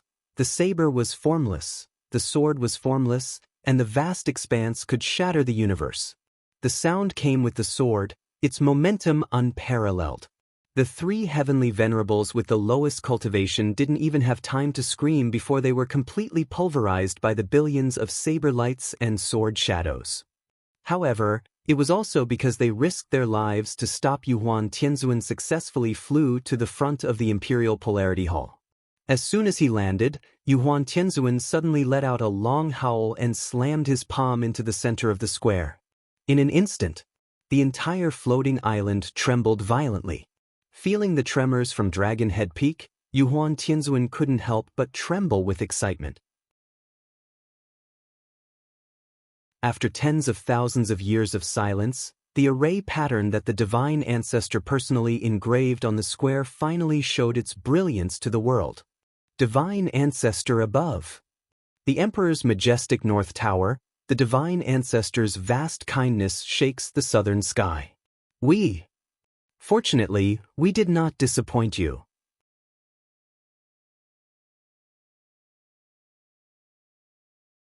Chapter 441. I wish everyone a happy new year. I'm sure you'll be rich this year. It's New Year's Day, so all my relatives and friends will come over to play. I'm busy cooking at home, so I really can't write. I hope everyone can bear with me in the new year. I'll remember to update it. I'll update it at night and in the morning. I'm so Moral's Happy New Year, returning from cultivation to become a stay-at-home dad. Please wait a moment. After the content is updated, please refresh the page to get the latest update.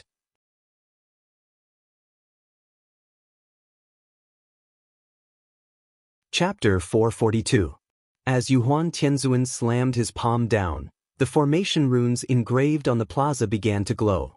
Just as Qin Shi had expected, this formation was indeed the final killing move left behind by the Pure Sky Saint Ancestor for Tiandu.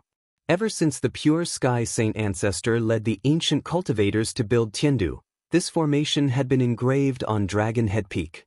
But what was strange was that the ancient books left behind by the Pure Sky Saint Ancestor did not record any description of this formation, so no one knew what this formation was used for.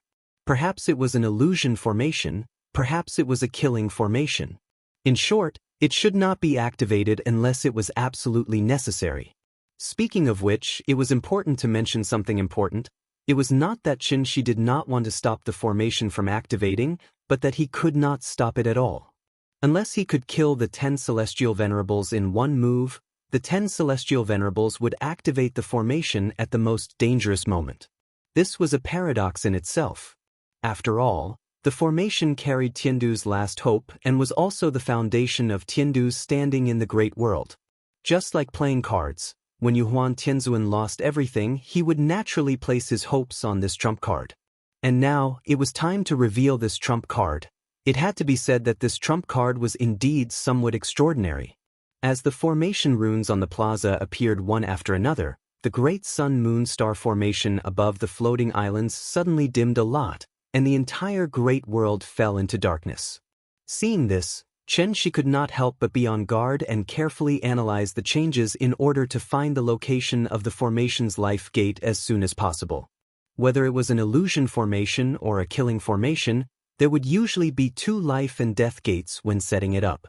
On one hand, it was to prevent the formation from covering their allies, and on the other hand, it was convenient for the person setting up the formation to enter and exit the formation. But what made Qin Shi feel a little strange was, the formation in front of him did not seem to have 2 life and death gates. As soon as the formation was activated, one after another, flickering lines of law slowly appeared in the void. Even if Yuhuan Tianzuan had not grasped the true meaning of the word void, he could still see these lines of law with his naked eye.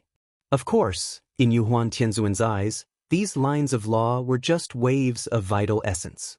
The lines of law crisscrossed in the void. From afar, it looked like a large net covering the entire great world. Then, these lines of law tightened, and the 120,000 floating islands became fish and shrimps in the net. At the same time, the soul mirror stored in the Imperial Hall suddenly released a dazzling golden light and flew to the center of the plaza with a whoosh. The formation runes in the center was a circular shape, with a circular hole in the middle. After the soul mirror flew, it directly landed on the circular hole. Heavenly Venerable Yu Huan stared blankly at everything before him. Although the formation to Tianzuan was it, to the sky, to it, to was. However, just as he was absent-minded, the soul mirror actually automatically combined with the formation patterns. Immediately after, an extremely intense true essence fluctuation erupted, and actually blasted Heavenly Venerable Yu Huan flying far away all of a sudden. Something unexpected happened. The great world. The 120,000 floating islands began to shake violently under the influence of an unknown force. The spirit energy on the floating islands originated from the dragon veins on the various islands, but now, these dragon veins were like a volcanic eruption, gushing out and gathering at the peak of Dragon Head Peak. The spirit energy surged crazily in one place, and for a moment, it caused an unprecedented spirit energy tide in the great world. Seeing this, Qin Shi no longer cared about snatching the soul mirror, and turned to leave the center of the storm that had yet to form. But what he didn't expect was, even though he had already stepped into the insightful emptiness realm, he was still like a 3-year-old child in front of the Grand Pure One's laws. He couldn't use brute force to tear open this gradually tightening net. The inescapable net formed by the lines of law tightened, and the 120,000 floating islands gathered in one place. The floating islands in the center were still fine, as there was still some space between them, so no collisions occurred. But the floating islands at the edge were in trouble. Many of the floating islands were pushed by the net, and they collided with the nearest floating islands. The scene was so tragic that it was like a serial car accident on the highway. In an instant, mountains collapsed, the earth cracked, and rocks flew. The residents on the islands were howling in grief. After seeing the tragic situation at the periphery of the floating islands, Yuhuan Tianzuan felt a chill run down his back, and his heart was filled with inexplicable fear. He would never have thought. The formation left behind by the Grand Pure One was not to defend against enemies, but to destroy Heaven Capital's foundation. Grand Pure One, could this be the last hope you left for Heaven Capital? Hope. Haha. Seeing the floating islands in the distance continuously colliding and sinking, Yuhuan Tianzuan was filled with despair. He wanted to use this opportunity to turn the tables, but who would have thought the result would be like this? After receiving such a blow, Yuhuan Tianzuan suddenly seemed to have gone crazy, and he couldn't help but sit at the edge of the square and laugh wildly. Unlike Yuhuan Tianzuan's despair, Chen Shi seemed to have realized the crux of the matter. Thus, he immediately turned and rushed toward the soul mirror in the center of the square, and at the same time he slashed out with his sword in an attempt to destroy it. Chen Shi had used 10% of his strength in this attack. But after he slashed out, the soul mirror embedded in the center of the square was like a black hole, and it almost instantly swallowed up the sword light. Even a stone thrown into the water would cause a splash, but Chen Shi's sword light did not even cause a ripple. Seeing this, Chen Shi did not panic. Instead, he continued to slash at the soul mirror, trying to forcibly stop the formation's operation. But no matter how many times he slashed, the result was the same. As soon as the sword light approached the soul mirror, it seemed to be affected by something and was directly swallowed up by the soul mirror. It did not even cause the slightest movement, and it disappeared without a trace. And just as Chen Shi was thinking about how to destroy the formation patterns in the square suddenly emitted a faint energy fluctuation like an energy cannon that had been fully charged. Chen Shi sensed that something was wrong. Just as he was about to take a closer look, the soul mirror in the center of the square suddenly emitted a blinding light. The light was so strong that it was not inferior to the sun. Chen Shi subconsciously blinked. But at this moment, an extremely strong gravitational force suddenly came from where the soul mirror was. Chen Shi was caught off guard and was directly pulled to the ground by this gravitational force. At the same time, all the floating islands that were enveloped by the light were like space stations that had lost control and were rapidly flying toward the center of the light.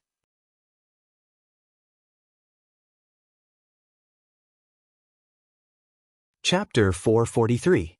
A beam of light suddenly shot out from Dragon Head Peak, followed by an extremely powerful gravitational force.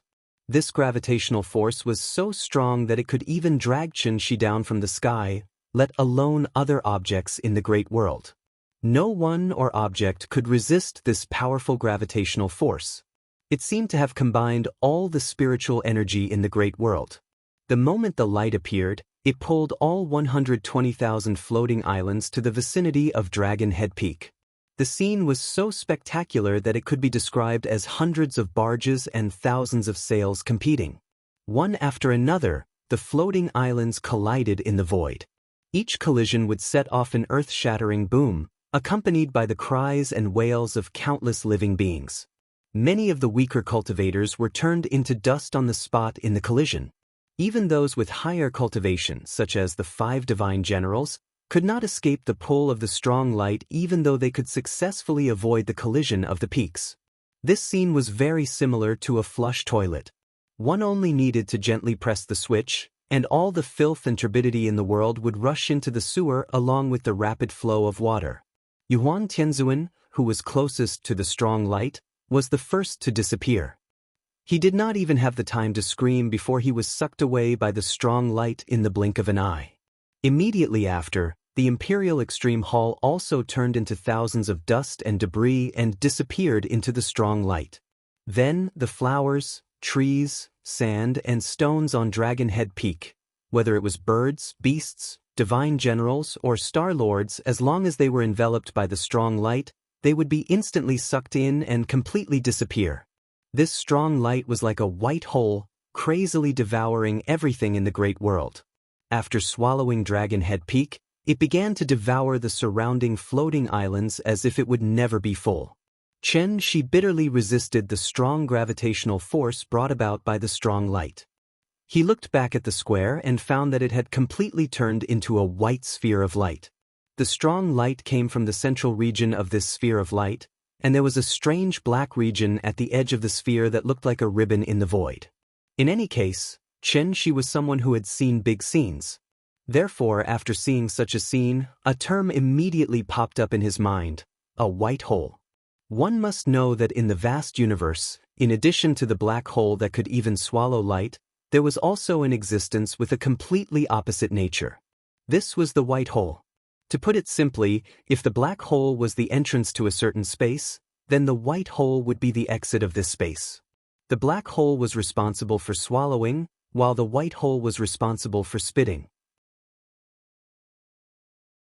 Once the Grand Pure Saint Ancestor's Sun-Moon-Star formation was activated, all the objects in the large world would be gradually wrapped up in an inescapable net and stuffed into a white hole. Then, through the white hole, these objects would be sent to another unknown world. She didn't want to be sent to some strange place again. Therefore, when he realized the true function of the formation, he used all his strength and began to struggle madly. In any case, he was at the Dongshu stage. Thus, his efforts played a certain role in the end. As a result, he was able to successfully go against the current and arrive at the border of the heavenly network. The heavenly network was formed by the threads of law. She tried to touch it, but realized that these laws weren't something he could control at his current stage. Therefore, he immediately took out the sword in his hand and tried to tear this large net apart with brute force. However, no matter how hard he tried, the large net didn't budge. And as the inescapable net tightened, by the time most of the 120,000 floating islands had been swallowed up, she was like a fish in a net. She could only watch in despair as she was continuously dragged towards the white hole by the large net. F***CK. After some time, when Shi regained consciousness, he realized that he was in an unfamiliar vacuum environment. This vacuum environment was different from the dark space Shi had been in before. There were radiation, magnetic fields, rays, and various dust impurities that Shi was familiar with here. He calmed himself down and looked up. To his surprise, there was a gigantic planet beside him. This, Shi was shocked. He immediately flew out of the rubble and came to the star belt of this planet. Earthlings grew up looking at pictures of the 8 major planets in the solar system. Thus, Shi recognized it at a glance. This gigantic planet with a ring around it was none other than Saturn. Had he returned to the solar system? Thinking of this, Shi was suddenly excited. He quickly flew out of the star belt and went straight to the periphery of Saturn. A bright red star entered Shi's eyes, the sun. It really was the sun. The final trump card that the Taiching ancestor left for Heaven Capital was actually a teleportation array that led directly to the solar system. Shi looked back and saw that the 120,000 floating islands had all turned into ruins and were completely merged into Saturn's star belt. Yuan Tianzuan's aura was still there. Except for Taihua and the other 2 who were killed by Shi, the auras of the remaining 7 heavenly venerables were still there. They did not die because of the activation of the array. However, while the 10 heavenly venerables were fine, the residents of the great world were in trouble. Only those whose cultivation had reached the golden core stage and above could maintain their vitality in the universe and luckily escape this disaster. However, even in Heaven Capital, there were only a few people whose cultivation had reached the golden core stage and above. As for those unlucky people whose cultivation had not reached the golden core stage, right now, they had already turned into ice-cold corpses one after another. There was no pain or wailing. Just like that, they died peacefully the moment the array was activated. There were at least tens of millions of them. Seeing this, even Shi, who had long been accustomed to death, could not help but feel sad at this moment. After this battle, the vitality of the ancient cultivators was greatly damaged. It also almost shook the foundation of Heaven Capital that had been passed down for tens of thousands of years. Shi originally only wanted to go to the Great World to find the Soul Mirror and use it to get Ying back. Who would have thought that this trip would be so complicated? Perhaps, the Taiching ancestor had considered the instability of the Great World from the beginning, so he deliberately left behind such an arrangement of cutting off the tail to survive and abandoning the rook to save the king. After all, Earth was their home and where their roots lay. Shi's cultivation was the highest, so he woke up the fastest. Thus, he quietly floated in the void and began to seriously consider the next problem of how to deal with the aftermath. Right now, the core strength of Heaven Capital was gathered in the solar system. If he left it alone, even without the 10 heavenly venerables, the 5 divine generals would be enough to flatten the solar system. But if he wanted to eliminate them all in one fell swoop, wouldn't it be too cruel? How should he deal with it? This was really a complicated problem.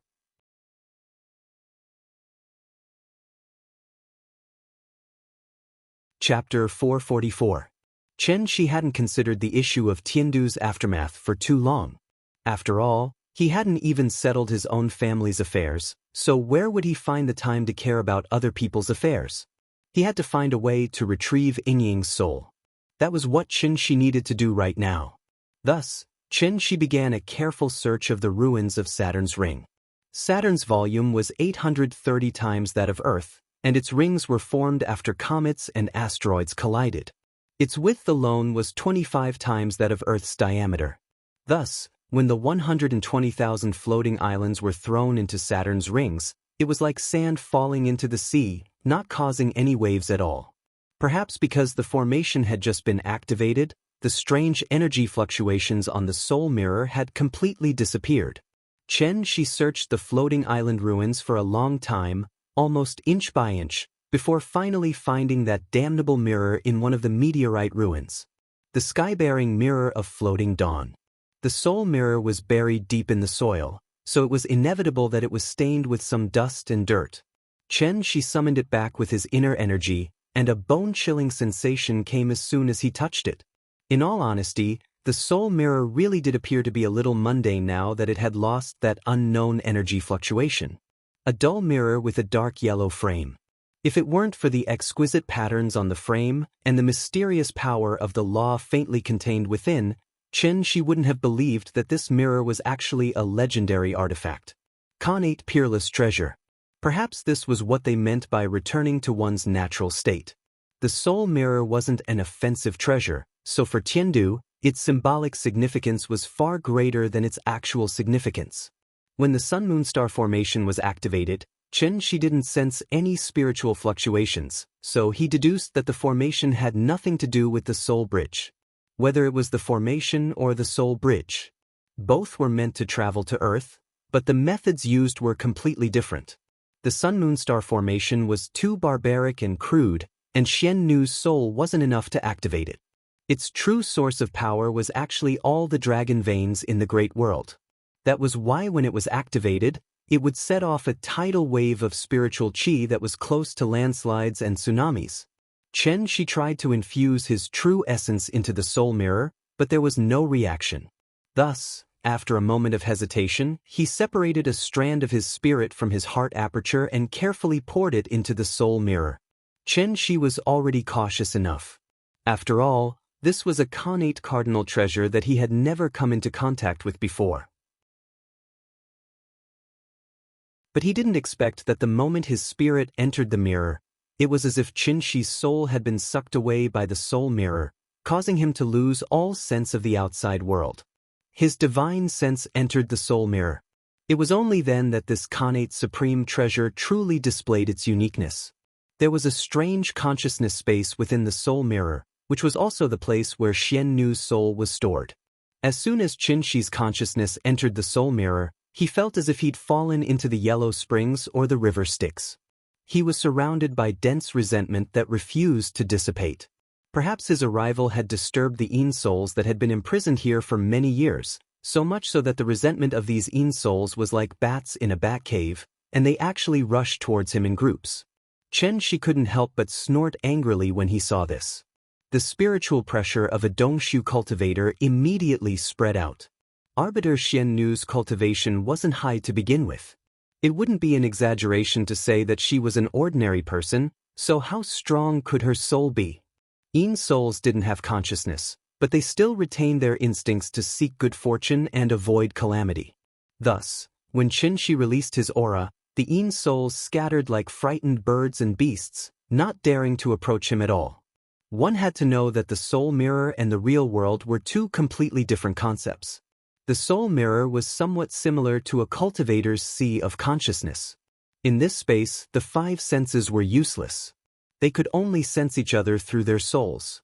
And in Chen Shi's perception, in this mysterious and strange soul mirror, there was a faint fluctuation of a soul that he was extremely familiar with.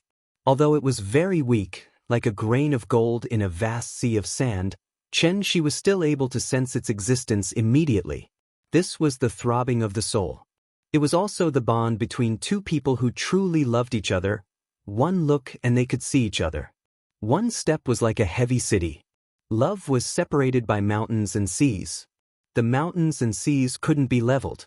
There were boats to cross the seas. There were roads to cross the mountains. This love overturned the mountains and seas. The mountains and seas could be leveled. She suddenly looked over. He felt as if there was someone waiting for him in the depths of his sea of consciousness. Thus, he rushed forward without hesitation.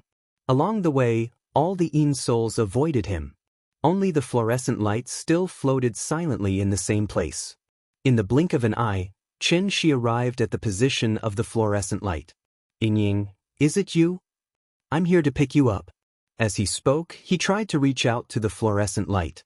However, he completely forgot that he was in a space similar to the heart aperture. There was no way he could directly touch the other party. The fluorescent light couldn't give Qin any response. But from Qin's point of view, there was no need to say anything more. Ying was right in front of him. As long as he brought this fluorescent light back to Earth, Ying would naturally wake up. Their family could also be reunited. Thinking of this, Qin was suddenly very excited. Thus, he immediately used his powerful soul to gently envelop the fluorescent light. Then, he tried to bring it out of this damned soul mirror. But at this time, she suddenly realized, this space seemed to only allow entry and not exit. There was no way out. However, after thinking about it for a while, he quickly felt relieved. After all, the spirit mirror was used to store Yin souls. How could they escape so easily? If there was no exit, he could just open one himself. Speaking of which, it was strange. Ever since Qin's soul entered the spirit mirror, he completely lost his sense of his physical body. It was as if his physical body and soul were separated. Seeing this, Qin didn't panic at all. At this moment he had already stepped into the paradise void stage and had grasped the essence of the word void. It was just an ownerless object. So what if it was a connate cardinal treasure? Could it be that they could really trap him to death here? Thus, Qin immediately abandoned all distracting thoughts and tried to establish a connection with his physical body. Perhaps it was his efforts that had worked. Not long after that, the physical body that he had left on the outskirts of Saturn sat down in midair with its legs crossed as if it were an electrified robot. At the same time, it began to inject its own energy into the soul mirror. The spirit mirror was not Qin's magic treasure, and it didn't have an instruction manual. Therefore, he could only rely on his experience to determine that activating the spirit mirror required a huge amount of true core. Qin originally planned to activate the spirit mirror to release the imprisoned Yin souls. With him watching over the Yin souls, no accidents would happen after the spirit mirror released the Yin souls. However, Qin never thought that, as he continued to inject true core into the spirit mirror, an extremely powerful energy fluctuation suddenly erupted from the spirit mirror. Then, under the influence of this unknown energy, the huge Saturn began to rotate in the opposite direction along the planet's orbit.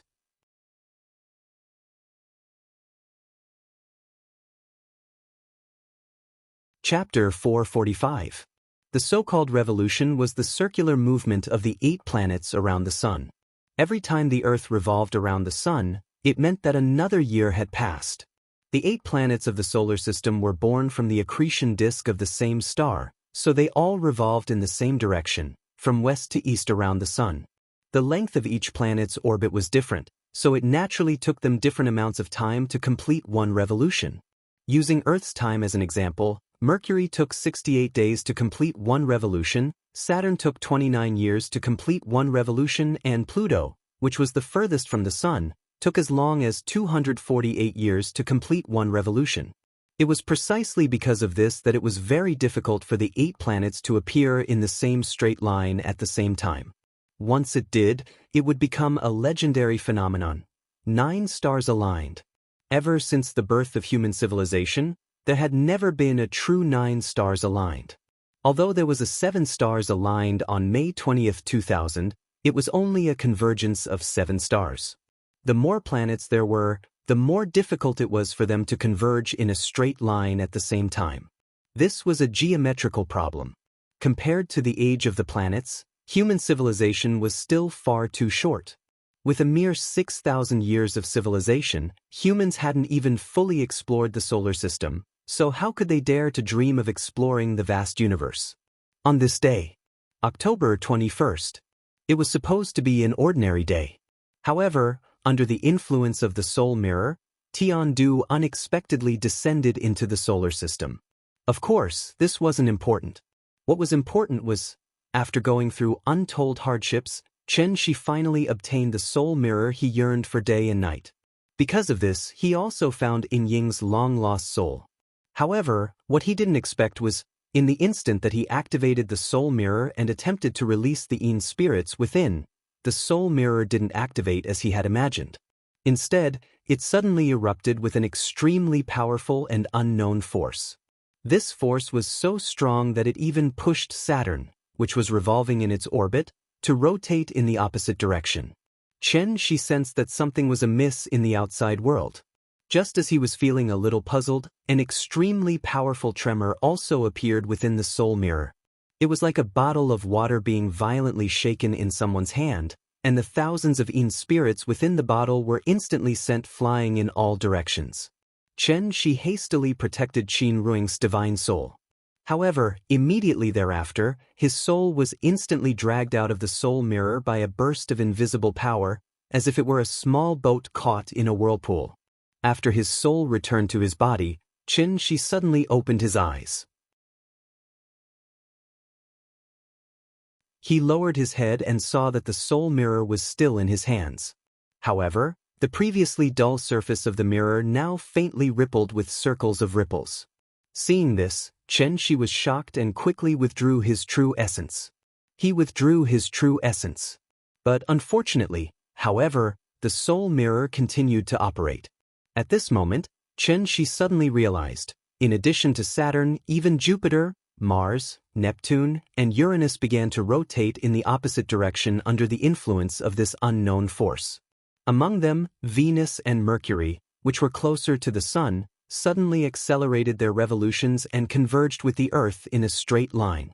With the exception of Earth, the 8 planets all changed their respective orbital speeds and directions, converging into a straight line at a speed visible to the naked eye. In an instant, the alignment of 9 stars, a sudden phenomenon. After 10,000 years, this peerless formation set up by the Taiqing divine ancestor was finally revealed to the world in its entirety. Even the great formation of sun, moon, and stars in the great world was actually only one of its subformations. The moment the alignment of 9 stars occurred, a large nomological net formed by the laws of heaven and earth vaguely appeared at the boundary of the solar system. This was something that had to be mentioned, the boundary of the solar system, which was the place where the sun's gravity could cover. There were as many as 100 billion comets there. These comets were gathered together by the sun's gravity, thus forming a spherical cloud, which was also known as the Oort cloud by scientists. If one were to look at it in another way, the Oort cloud could be seen as the atmosphere, and the comets within it could be seen as droplets of water vapor in the atmosphere. The moment the nomological net appeared, Chen Shi was completely stunned. This large net was somewhat similar to the inescapable net in the great world, but it contained nomological attributes that Chen Shi could not understand at all. One had to know that Chen Shi had already stepped into the insightful void realm. However, when he saw this scene, he still felt a sense of loss and helplessness in his heart. It was like a primary school student trying to solve a calculus problem in university mathematics. The moment he saw those densely packed numbers and symbols, Chen Shi was completely stunned. These were all left behind by the Taiqing divine ancestor. The solar system was not like the great world. The area of 120,000 floating islands added together was at most equivalent to the area of Asia. But what about the solar system? Even if one flew at the speed of light, it would take an entire year to fly to the boundary of the solar system. And this was only the radius of the solar system. The more you know, the more you can recognize your own insignificance. To the current Chen Shi, this sentence had become the supreme truth. At that moment, Chen Shi even began to suspect, had he returned to Earth from heavenly spiral? Before he had reached the insightful void realm, he naturally could not see the nomological imprints at the boundary of the solar system. And it was precisely because he could not see these nomological imprints that he, who was only at the soul formation stage, could fly into the solar system without any hindrance and then return to Earth without any hindrance. Now that he thought about it, Chen Shi's heart was suddenly filled with a creepy feeling. It was too terrifying. He did not even know how he came back. He had originally thought that he would be able to roam the universe freely after reaching the soul formation stage. Who would have thought, even in the periphery of a mere solar system, there was such a shocking net of laws? If it were not for someone secretly opening the way for him, how could he, who was only at the soul formation stage, so easily pass through this net of nomological laws? Everyone would more or less suffer from paranoia, and Chen Shi was no exception. So, he was afraid. Although he did not know the true use of this net of nomological laws, Chen Shi could still sense the supreme power contained in it as long as he used his heart to feel it. This was an absolute power that was above the insightful void stage and even the Tao integration stage. Perhaps only true immortals who had experienced the great tribulation of heaven and earth could control it. With this in mind, Chen Shi felt as if the soul mirror in his hand was a hot potato that he could not throw away even if he wanted to, and it was very hot in his hand, but if he continued to use the soul mirror, Chen Shi would not dare to do so even if he had 100 guts. After all, Yingying's soul was still inside. Who knew how many secrets were hidden in this broken mirror? What if he caused some kind of trouble? What should he do then? Chen Shi was stunned as he looked at the spectacular 9-star alignment in front of him.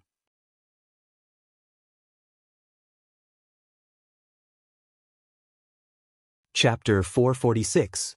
With scruples in their hearts, they were no longer fearless. Most young people looked down on those mediocre middle-aged people. Little did they know that these middle-aged people were just like them back then, fearless in life and fearless in death. Chen Shi's fear did not originate from his heart, but from the outside world. This was because he had already become a middle-aged man from a young age. He had a lover, a child, and a family of his own. He was the sky of this family, the umbrella of this family, and the pillar of this family. So, shouldn't he be afraid?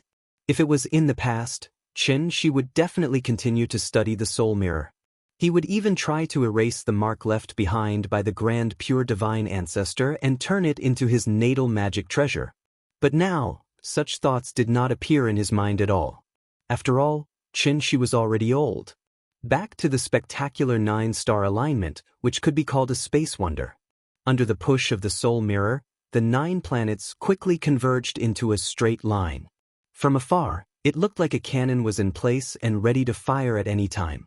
The 9-star alignment lasted for about 2 minutes. During these 2 minutes, Chen Shi's mood was as tense as a string. He was afraid that the 9-star alignment would affect Earth, so he raised his essence, energy, and spirit to the highest point early on. If anything strange happened next, Chen Shi would rush back to Earth immediately and take away Nian, Yingying, and everyone else he cared about.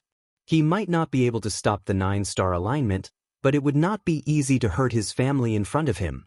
Chen Shi had already prepared for the worst, but he did not expect. What happened next was completely different from what he had imagined. The 9-star alignment did not have any destructive impact on the solar system. The only thing that was affected was the large net of laws entrenched in the periphery of the solar system.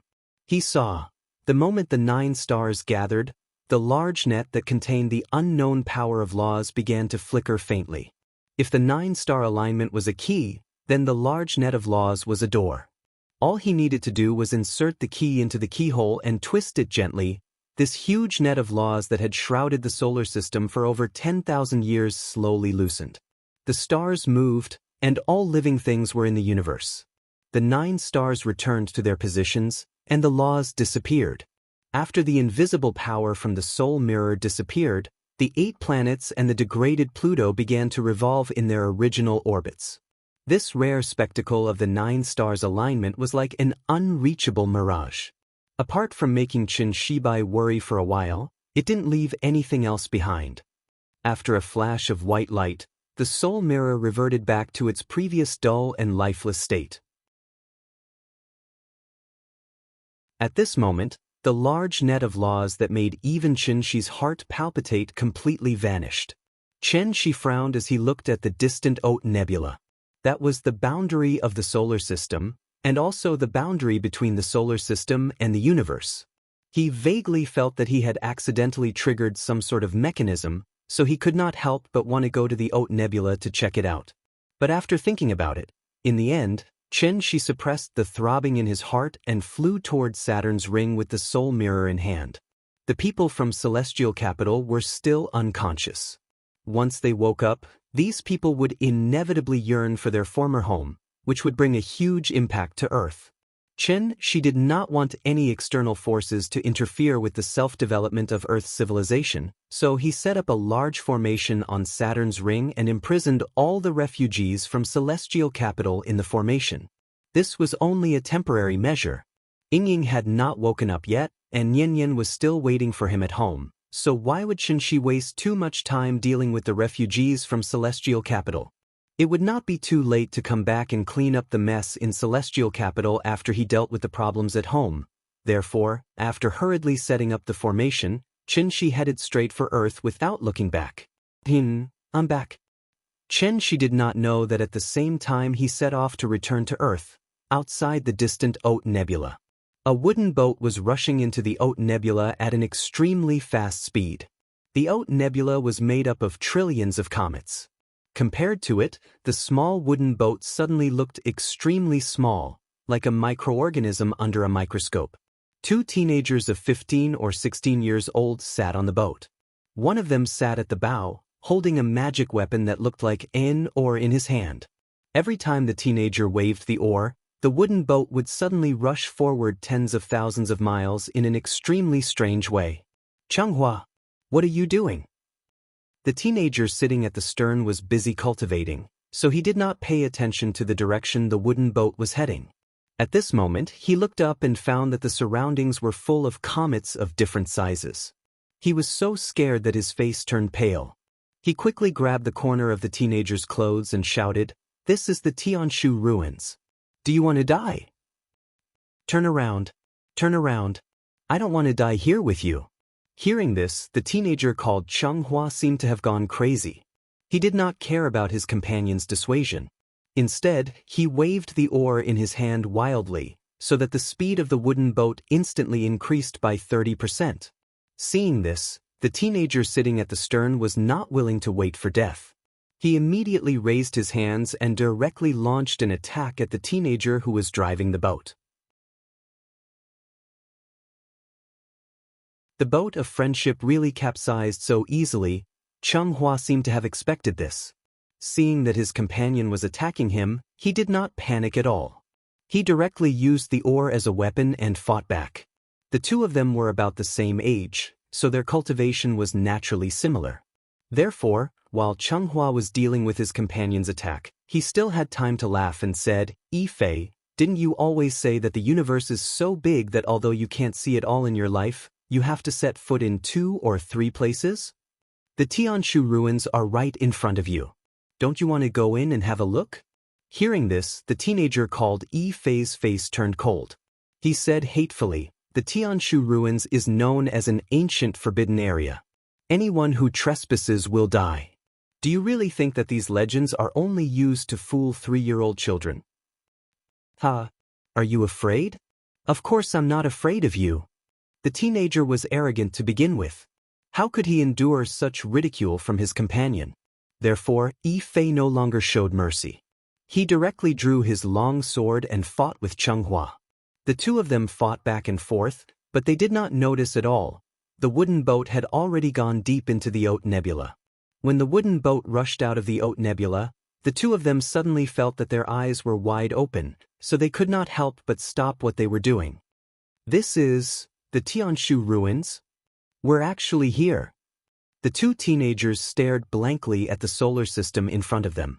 Even the daring Changhua was shocked at this moment.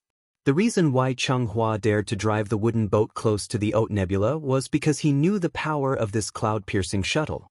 One had to know that, This cloud-piercing shuttle was his father's most important treasure.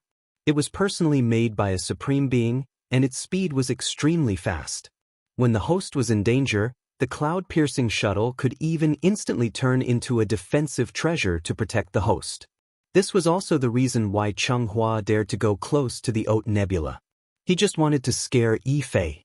Who would have thought that the two of them would actually break into the legendary Forbidden Area without any hindrance? The Tianshu Ruins.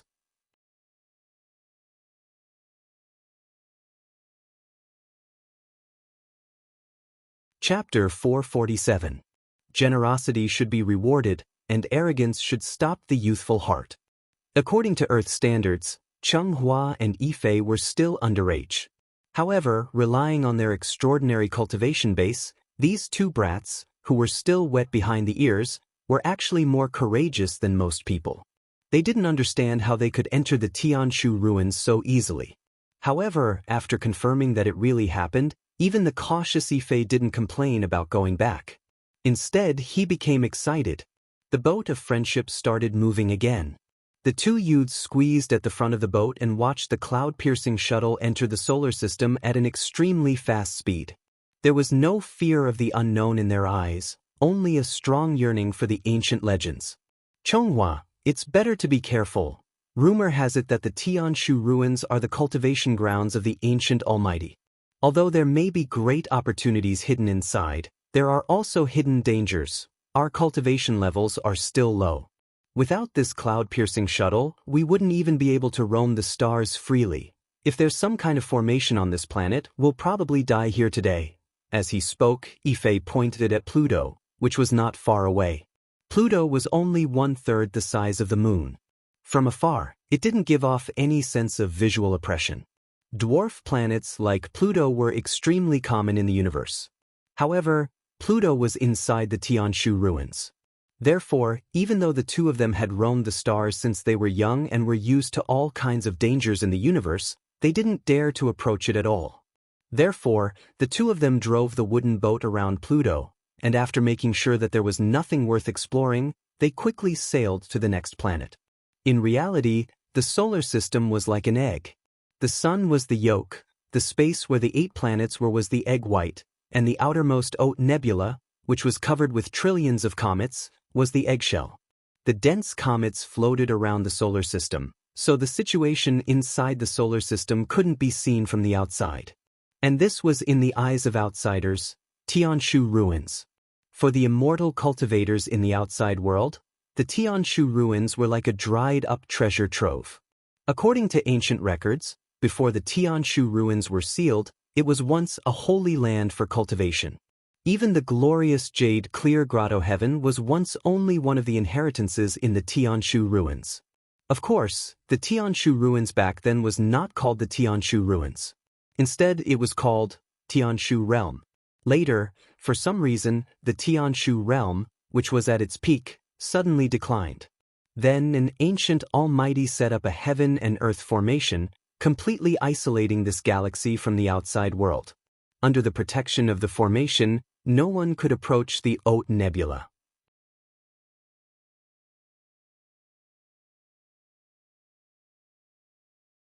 Thus, in the huge courtyard, there was only a fish that could only roll its eyes all day long.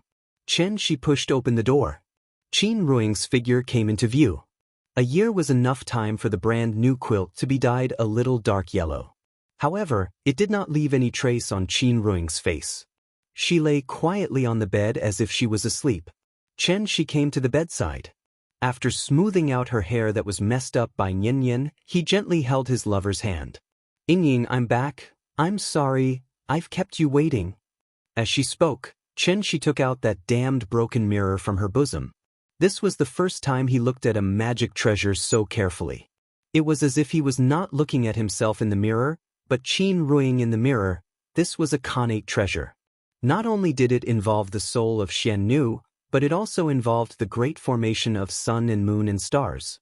Thus, she did not dare to activate it lightly. He had found the soul mirror.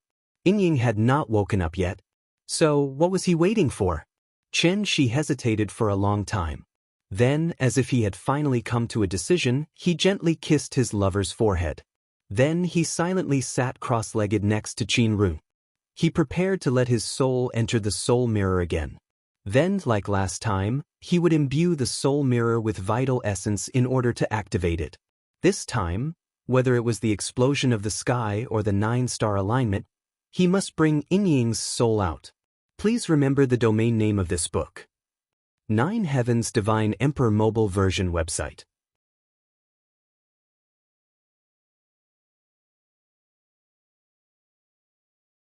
Chapter 448. Chen Shi hesitated for a long time before he finally came to a decision.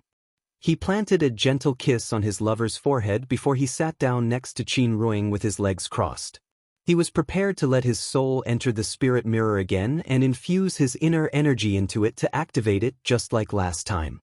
This time, whether it was the explosion of the heavenly capital or the 9-star alignment, he had to bring Yingying's soul out. It was fine when she didn't go home, but when she got home and saw that her lover was still lying quietly in bed, Chen Shi's heart suddenly felt very uncomfortable. He was very upset because he had failed to protect Qin Ru. After all, for a cultivator who had reached the Dongshu stage, what was the point of cultivating if he couldn't even protect the woman he loved? Even if I lived forever, I would be nothing more than a soulless zombie without you by my side. Therefore, Chen Shi was like a tortoise eating a scalpel this time. He was determined to rescue Qin Ruing's soul. Even though he knew that activating the spirit mirror might lead to some unexpected things, he was not willing to wait any longer. He had waited for a long time. Yingying had also waited for a long time. He couldn't live without his lover, and Nian Nian couldn't live without her mother. This family couldn't live without a mistress. Therefore, after Qin Shi made his decision, he immediately infused his inner energy into the spirit mirror without hesitation. When he gave it his all, his inner energy was as vast and mighty as the Yangtze River, or as endless as the surging Yellow River. As the incomparably dense inner energy flowed into the spirit mirror, a strange white light suddenly lit up on the surface of the spirit mirror. Seeing this, Chen Shi immediately held his breath and entered the white light again using the method of astral projection. It was still the same strange space of consciousness. However, after Chen Shi entered, he suddenly realized that there were many subtle changes in this place. There were even some colors. One had to know that the space of consciousness was like a universe that had yet to be developed. Consciousness was an inexplicable and inexplicable thing. There was no concept of dimensions here, so the 5 senses were naturally useless. Everything could only be felt by the heart. As a result, everything he saw, heard, and even touched here. In fact, it was just a manifestation of one's inner consciousness. Therefore, theoretically speaking, there would not be any changes in the space of consciousness, because it did not have a proper form to begin with. But the strange thing was, this time, however, Chen Shi's feelings were completely different from last time. In his perception, this originally chaotic space of consciousness seemed to have been split open by Pangu's giant axe at this moment. There was a sky here, and suddenly there was a land. There was a dim yellow aurora in the sky and a dark green Styx river on the ground. Chen Shi was now standing in the middle of the river Styx. The river was not deep, barely reaching his knees. Chen Shi was a little surprised by the changes here. After carefully sensing for a while, he suddenly realized that the souls that had previously filled the entire space of consciousness had now all turned into fish in the river Styx and were constantly rushing forward with the river Styx. Seeing this, Chen Shi could not help but frown as he walked forward along the river Styx. He did not know how long he had walked. Only then did he finally find that familiar fluctuation of divine soul again. It was still that weak fluorescent light. Yingying's soul was there. Chen Shi immediately ran toward the fluorescent light. However, as he got closer and closer to the fluorescent light, Chen Shi's mood became more and more serious. Because he suddenly realized the fluorescent light was at the end of the river Styx. Thousands of souls were following the river Styx and pouring into the fluorescent light. After realizing that something was wrong, Chen Shi's heart could not help but skip a beat. He thought that something had happened here. Therefore, he did not even have time to think. He immediately used his soul to wrap around the fluorescent light and tried to bring it out of the soul mirror. However, the strange thing was, this fluorescent light seemed to have taken root in the space of consciousness. No matter how Chen-Shi tried, the fluorescent light floated there quietly and did not move at all. After all, Chen-Shi was now an immortal cultivator at the Dongshu stage. Even if he had left his physical body, his soul should still be extremely powerful. However, no matter how hard he tried, the fluorescent light did not move at all. After a few fruitless attempts, Chen-Shi was instantly enraged. After hearing a wild roar, an extremely strong golden light suddenly erupted from his body. Then, this golden light was like the sun rising from the east, instantly illuminating half of the space of consciousness and completely enveloping the fluorescent light. At the same time, Chen-Shi's reckless behavior seemed to have affected the river Styx below. As a result, the river Styx suddenly dried up. Countless souls were like startled birds, instantly turning into soul bodies and flying out in all directions. The chaos had not even split, but it was already so severely injured. How powerful was Chen-Shi's soul? What had entered the soul mirror before was only a wisp of it. But now, Chen-Shi wanted to completely separate his soul from his physical body and pour it all into the soul mirror. He wanted to use his soul to build a soul bridge that connected Qin Ruing to the outside world, and use it to forcibly bring her out of the soul mirror. Fortunately, the soul mirror was now an ownerless object. Otherwise, Chen-Shi's violent and barbaric actions would definitely cause the soul mirror to suffer a backlash, and his soul would definitely be severely injured as a result. Desperate times called for desperate measures. Chen-Shi did not care so much now. In any case, he had to take Yingying's soul away today. Thus, under his continuous efforts, the fluorescent light was forcibly pulled out from the end of the river Styx. That's right, it was pulled out. This fluorescent light was like a plant, and it had taken root at the end of the river Styx. After Chen-Shi plucked the streak of light out of the ground with brute force, a burst of intense vibrations erupted from within the soul mirror again. It was the same as before. Tens of thousands of Yin souls were shaken and scattered in all directions. Chen-Shi's soul was like a small boat that had encountered a whirlpool. Suddenly, it was pulled by an invisible force, as if it was trying to drive him out of the soul mirror. But this time, Chen-Shi was fully prepared. Thus, the moment the invisible force appeared, he had already used his soul to wrap the fluorescent light up in layers. Then, like a smuggler who had successfully avoided the security check, Chen-Shi successfully brought the fluorescent light back to the real world. Chen-Shi succeeded, but he did not know that the moment he left the soul mirror with the fluorescent light, the river Styx surged out again. Tens of thousands of Yin souls turned into fish and gathered in the river Styx once again. And at the end of the river Styx, suddenly, a ray of fluorescent light appeared. Please remember the domain name of this book. .com. Website of thewonderfulbook.com.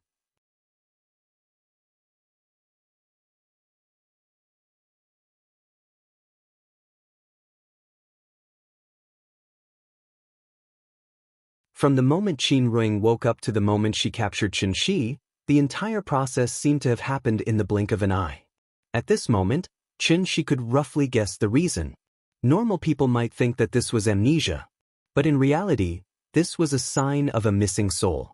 It was probably because he forcibly took her soul out of the spirit mirror, so the soul he took out was incomplete, and Qin Ruing lost her memories. After figuring out the crux of the matter, Chen-Shi's originally tense mood immediately relaxed. It wasn't a big problem, it was just that her soul was missing. At worst, he could go to the spirit mirror later, and the problem would be solved. However, Qin Ruing's attitude towards him made Chen-Shi, who was used to Yingying's gentleness and consideration, suddenly feel like he was enjoying himself. In this world, other than Yingying, which woman could ride on his back? Nian was still young, so she couldn't be considered a woman.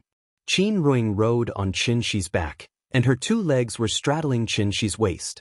Therefore, the roots of her thighs were tightly pressed against Chen-Shi's waist, and he was firmly sandwiched between them. Although she used a lot of strength, this strength was not even enough to tickle Chen-Shi. Therefore, Chen-Shi was not in a hurry to struggle.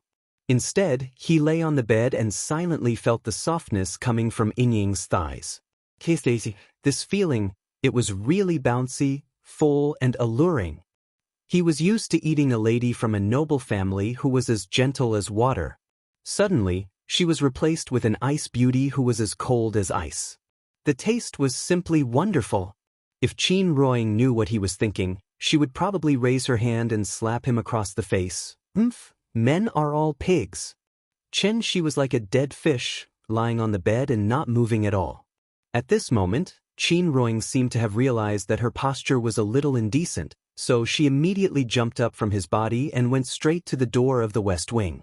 Chen Shi was busy savoring the feeling, and when Qin Ruoying left, it instantly made him feel a sense of emptiness, so he hurriedly got up and chased after her.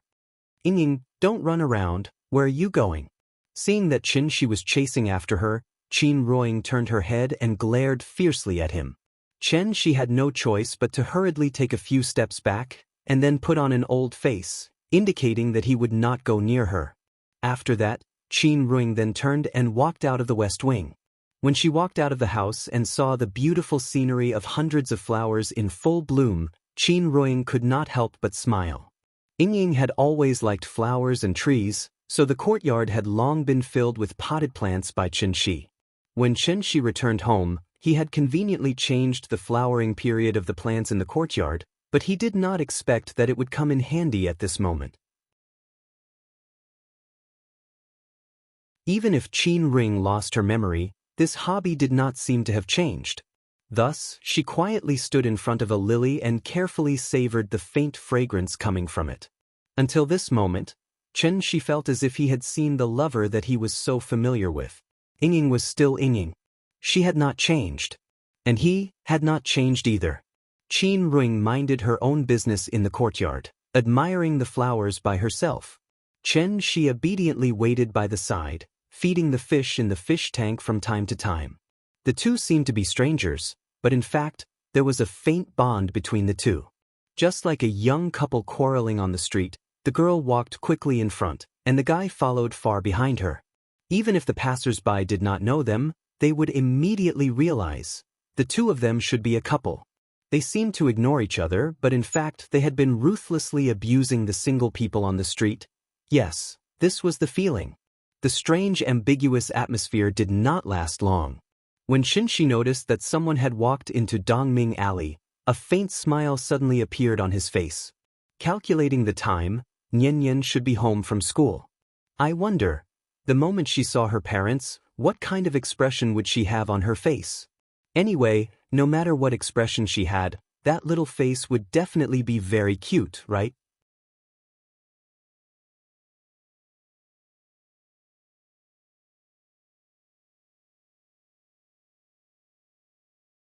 It was still the circular drooping flower gate. The little fellow would walk back and forth through this door several times a day. But this time, when she came to the door again, the scene behind the door became a scene that she would never forget for the rest of her life. He saw, inside this door, Chen Shi was standing quietly in the middle of the courtyard, looking at her with a smile. Qin Ruoying stood in front of the potted plant in the corner of the courtyard. Although she pretended to admire the flowers as if nothing had happened, her eyes couldn't help but drift to the door of the Chuehua gate. That courtyard, that door. That flower, that person. The little fellow stood outside the door and was stunned for about 5 seconds. Chen Shi didn't say anything and just looked at her with a smile. He watched as the expression on her face changed from dazed to surprised, and finally into a kind of crazy ecstasy. Daddy, daddy. Daddy, daddy, daddy. She opened her small hands and ran towards Chen Shi like a spoiled child. At this time, Chen Shi threw the big cat aside, then quickly stepped forward and hugged her tightly in his arms. The best gift was a hug after a long separation. This kind of hug didn't just come from love. It could also come from family. Daddy, I missed you so much. I missed you so much. Chen Shi squatted on the ground. The little fellow buried her head deep in his shoulder, and then started to act spoiled to him in a muffled voice. Chen Shi hugged her small body, and his palm unconsciously rubbed her back gently. After not seeing her for a long time, Nian had grown taller again. With just a casual glance, Chen Shi knew the exact height of the little fellow. 125, 11 cm. This height was considered above average among children of the same age. According to this trend, Nian Nian should be like her mother in the future, with a pair of straight and slender legs. Yes, definitely at the level of a supermodel. Although Chen Shi had been away for more than a year, the little fellow didn't look like him at all. Instead, she was more clingy to him than before. The father and daughter were lovey-dovey for a long time. The little fellow refused to let go for a long time, as if she was afraid that if she let go, Chen Shi would leave again. When the little fellow was tired of being lovey-dovey in Chen Shi's arms, her eyes naturally drifted to Qin Ruing. "Mommy, you're awake." As she spoke, the little fellow pushed Chen Shi away, as if she wanted to run to Qin Ruing. But at this time, Chen Shi suddenly pulled her back.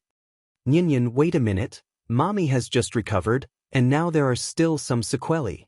She can't even recognize Daddy. Just like an injured small animal, if we get too close, we may scare her, and then her old illness will relapse, so you'd better not go over now.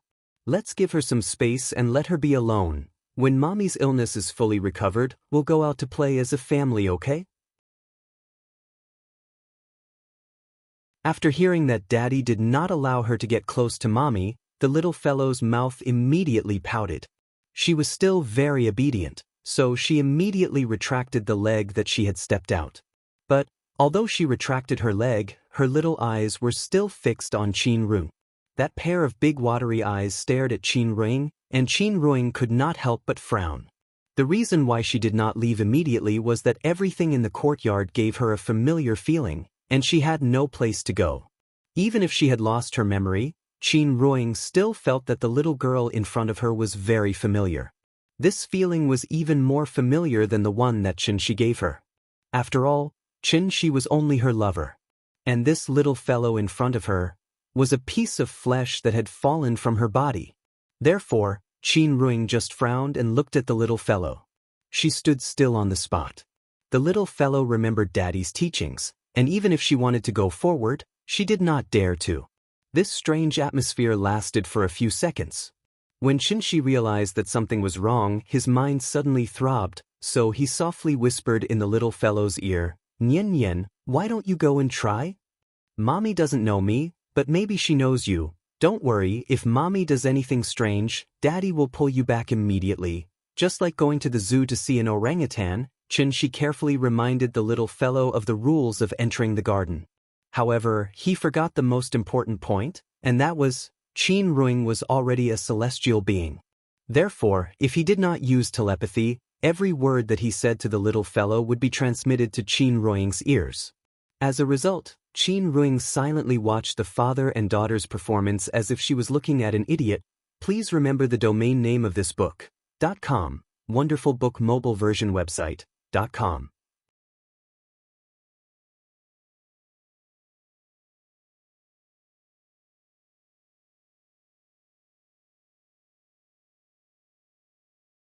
She even began to wonder if she had been deceived by this father and daughter pair.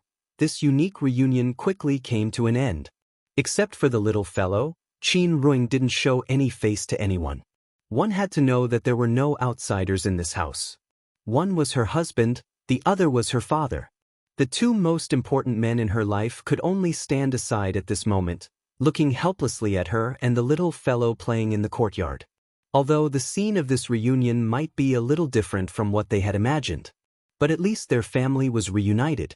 Chen Shi was back, and Qin Ruing was also awake. This family, it finally felt like home again. Then, the power of cooking returned to Chen Shi's hands. In order to celebrate this reunion, Chen Shi used all his trump cards. Whether it was flying in the sky, running on the ground, or swimming in the water, everything had to be served on the table today. In short, 9 dishes and 1 soup were served, and everything was to be perfect. The little fellow hadn't eaten Chen Shi's dishes in a long time, so when the first dish was served, she pulled Qin Ruing directly to their seats and kept yelling for her father to hurry up and serve the dishes. Qin Ruing didn't stand on ceremony. Although she hadn't acknowledged Chen Shi yet, she didn't feel a trace of repulsion towards this man in front of her. Instead, she felt a faint tug at her heart. She was secretly observing Chen Shi, but she didn't know that her every move had been seen by Chen Shi. Chen Shi was very pleased with himself, but he didn't show it on his face. If it wasn't for the fact that his sister-in-law hadn't woken up yet, and he had to go to the spirit mirror again.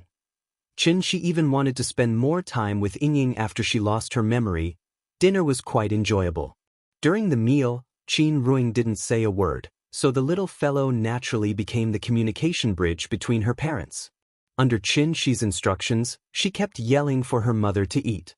That silly little look of hers made Qin Ruing chuckle. Qin Yongyan had never liked to interfere in his children's affairs.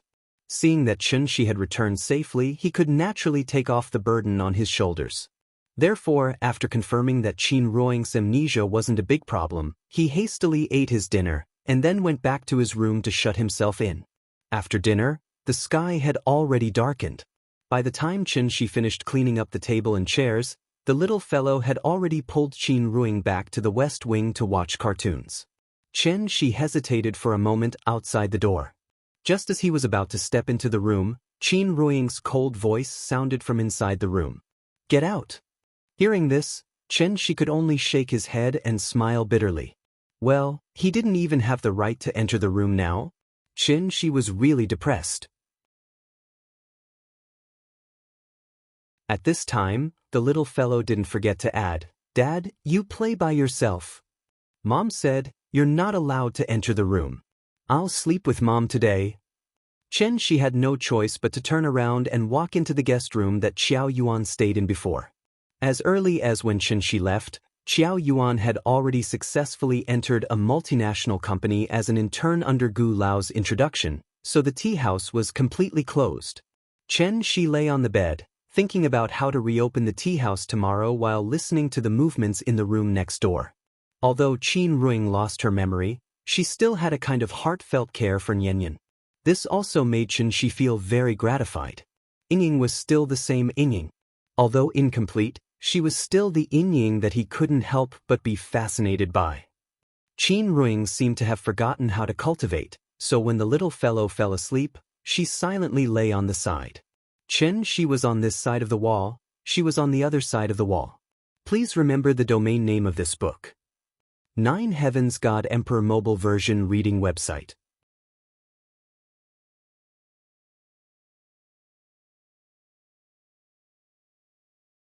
Chapter 452. It was night. It was a dark and windy night. Without alerting anyone, Chen Shi quietly slipped into the east wing from the guest room. After returning home this time, he actually had a lot of urgent matters to deal with. The first in line was Qin Ring, then the second in line was, naturally, it was his sister-in-law. Qin Xueqing was lying quietly in the east wing. The furnishings in the room were almost exactly the same as 2 years ago. Under the protection of Qin Shi's restriction, not to mention thieves, even Wang Chuanjiu could only look at her daughter through the window. Although Qin Xueqing had a bad temper, her heart was still quite soft. She definitely belonged to the type that was tough on the outside but soft on the inside. Therefore, sometimes even Chen Shi would suddenly feel that his sister-in-law was quite cute. Therefore, even without Qin Yongyan saying anything, Chen Shi had already decided that he must wake his sister-in-law up tonight. As a result, as the brother-in-law, tonight, under the eyes of his wife, he sneaked into his sister-in-law's room. After all, Ying was his lover, so Chen Shi didn't need any medium at all. He could directly find Qin Ruing's soul among the thousands of souls. His sister-in-law didn't have this kind of spiritual bond with him, so Chen Shi needed some kind of medium to find her soul. This medium was naturally Qin Xueqing's physical body. Qin Xueqing was still wearing the white training clothes that she wore before she fainted. After Chen Shi pushed open the door and entered, the first thing that came into his sight were the 2 towering mountains.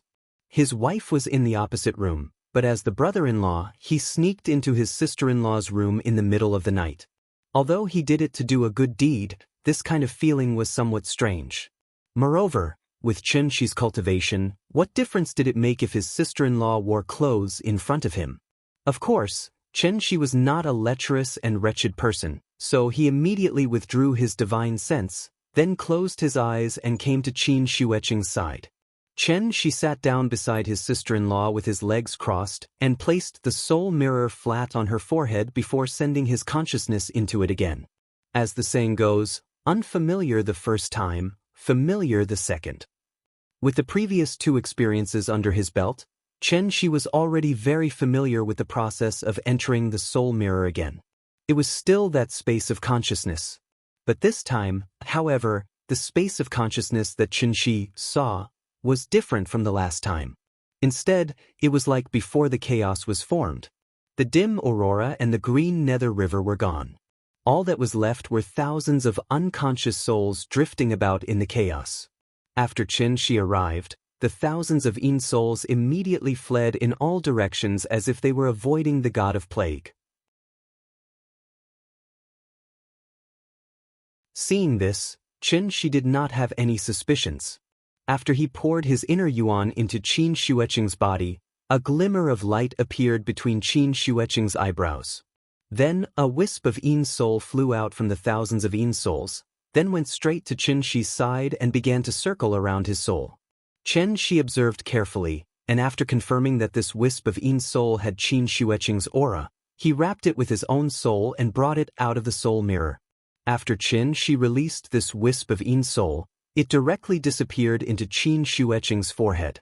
Then, Qin Xueqing's eyelids trembled slightly. Seeing this, Chen Shi did not show any joy on his face. Instead, he suddenly frowned, because he realized that the entire process was unbelievably smooth. It was different from when he was searching for Yingying's soul. This time, it felt as if the soul mirror had taken the initiative to return Qin Xueqing's soul to him. How could Chen Shi not find this strange? After all, the soul mirror was a Khanate treasure. Chen Shi would not be surprised if an artifact spirit was born from it. At this thought, Chen Shi immediately held the soul mirror in his hand and began to seriously think about everything he saw in the soul mirror. Why was it so easy to find his sister-in-law's soul after he spent so much effort to find a part of Yingying's soul? Also, what was the situation with the Nether River? Why did Yingying's soul appear at the end of the Nether River? Previously, he had been anxious to find Qin Ruiying's soul, so Chen Shi did not pay too much attention to these details. He thought that these images were just projections of his consciousness. Qin Ruiying was very important to him. After this thought was projected into his consciousness, it naturally made sense that Qin Ruiying's soul was at the end of the Nether River. But the problem was, the soul mirror wasn't his magic treasure. How could it be affected by his consciousness and place Yingying's soul at the end of the Nether River? Moreover, when he brought out Qin Ruiying's soul, the resistance was so great that Yingying lost a part of her soul. So why was it so easy and smooth when he brought out his sister-in-law's soul? The more Chen Shi thought about it, the more he felt that something was wrong. Abnormal things in the world were strange. This was just too strange. How many more secrets was this broken mirror hiding? At this thought, Chen Shi prepared to let his soul out of his body again and explore the soul mirror. However, right at this moment, Qin Xueqing suddenly opened her eyes. The soul state was unconscious, so Qin Xueqing's memory was still stuck at the time before she fell into a coma. Therefore, when she opened her eyes and saw Chen Shi sitting by her bed, Qin Xueqing was stunned. Chen Shi was so focused on the soul mirror that he did not notice that Qin Xueqing had woken up. Although Qin Xueqing was almost 30 years old, she was still an unmarried virgin. She had never even held hands with anyone. It was already the middle of the night.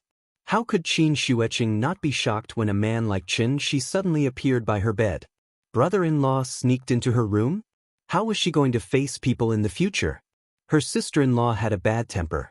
After being provoked, he went berserk on the spot and directly kicked at Chen Shi's waist.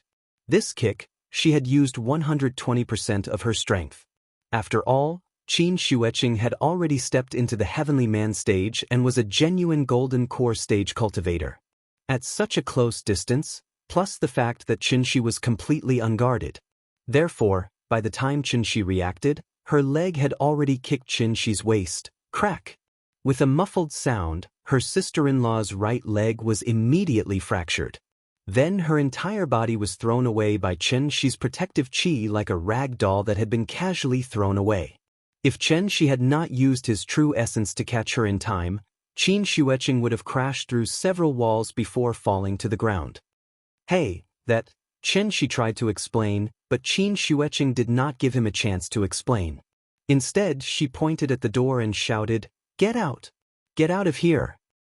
Okay, don't be agitated, I'll go out now. He had clearly come to do a good deed, but in the end, he was like a thief who had been caught red-handed. In this regard, Chen Shi could only helplessly shake his head and then run out of the east wing like he was escaping. It was bad enough to be misunderstood by his sister-in-law. Who would have thought? As soon as Qin Shi walked out of the east wing, he met Qin Ruing's cold gaze head-on. How sharp were the eyes and ears of a heavenly man. As soon as Qin Shueqing made a sound, she had already gotten up to check on the situation. After seeing Qin Shi come out, Qin Ruoying did not say a word. After a bang sound, she closed the door and went back to the room to comfort the little fellow who had just woken up. Chen Shi stood in the courtyard with a helpless expression. He looked left and right at the east wing, then at the west wing, only to feel a chill in his heart. This was great. The yellow mud had really fallen into his crotch. Even if it was not sh*t, it was sh*t. Then, Chen Shi gloomily set up a soundproof restriction in the courtyard. Please remember the domain name of this book. .com. Wonderful book mobile version website. .com.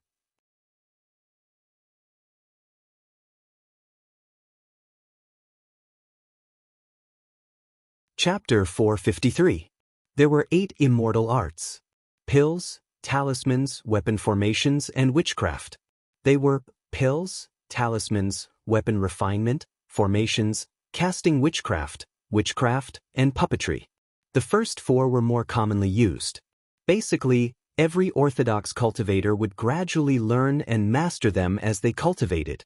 The last 4, on the other hand, weren't all that impressive, so only those with crooked paths would focus on them. No one was perfect, including Qin Shi. In online gaming terms, Qin Shi was a top laner who focused on head-on combat. Although he knew a little bit of miscellaneous skills, they were merely summoner skills. When it came to weapon refinement, alchemy, formations, and so on, the support healer was clearly the true professional. Hence, Chen Shi's head hurt. The heaven-bearing efficacious floating mirror was a connate peerless treasure. Chen Shi didn't know much about connate peerless treasures. It was said that only tribulation ascension cultivators who'd undergone the baptism of heavenly tribulations could refine their own personal treasures with the connate true essence in their bodies. Only then could they truly refine a connate peerless treasure. From this, one could see just how rare connate peerless treasures were. It was for this reason that Qin Shi, who'd only been in the soul formation stage, didn't have the right to come into contact with a connate peerless treasure. Of course, even if Qin Shi had obtained a connate peerless treasure by chance, that didn't mean he could use it for himself. The logic was actually quite simple. It was like a poor bastard suddenly obtaining the keys to a Ferrari. He probably wouldn't even know how to start the engine after getting in. There were many types of treasures. Judging from how the soul mirror had been activated a few times, it was most likely a support-type treasure. Support-type treasures were usually refined for specific situations and weren't very practical. Hence, after the Grand Pure Divine Ancestor passed away, the soul mirror had been placed in the Imperial Hall to collect dust. The soul mirror was far beyond what Qin Shi could grasp.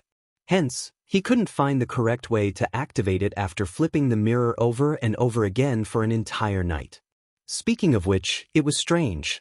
After Qin Shi brought out his sister-in-law's soul, the soul mirror suddenly shut down like a phone with no battery. After that, no matter how hard he tried, he was unable to let his spirit enter it again.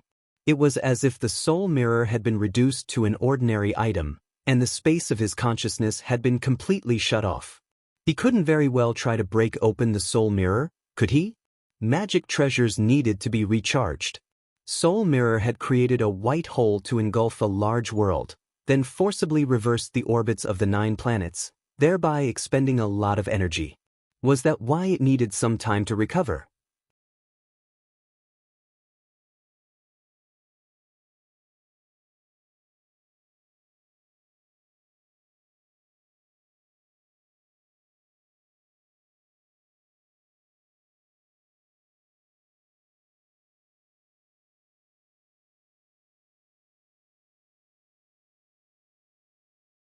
Chen Shi was still seriously thinking about whether to put the seal back. After Qin Ruing saw Nian Yan's figure disappear, she turned around and walked out along the street. Seeing this, Chen Shi had to temporarily put this problem to the back of his mind, and then quickly followed. Hey, Yingying, where are you going? This time, there was no little guy in the middle to act as a bridge, so Chen Shi didn't dare to follow too closely.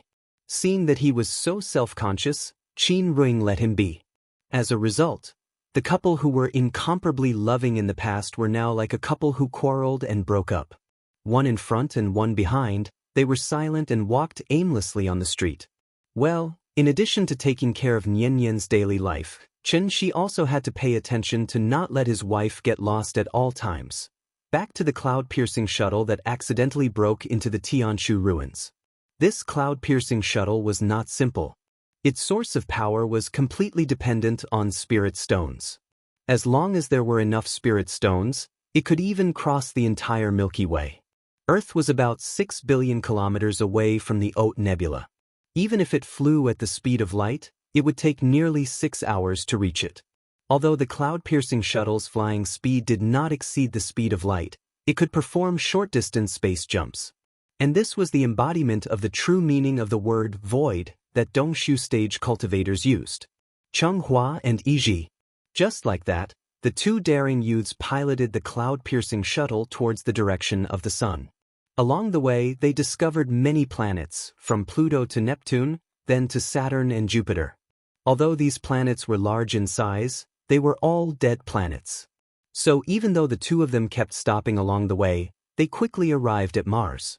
After Cheng-Hua drove the cloud-piercing shuttle around Mars, an aqua-blue planet came into view. Yiji was the first to discover that this planet was different from the rest. The planet's environment directly affected its color, so under normal circumstances, one only needed to look at the color of the planet to determine if it was suitable for habitation. Earth was aqua-blue, like a sparkling and translucent sapphire. It was very beautiful. But the most eye-catching thing about it was the spirit chi of heaven and earth that kept flowing out. This was a sacred cultivation ground. Yiji was stunned.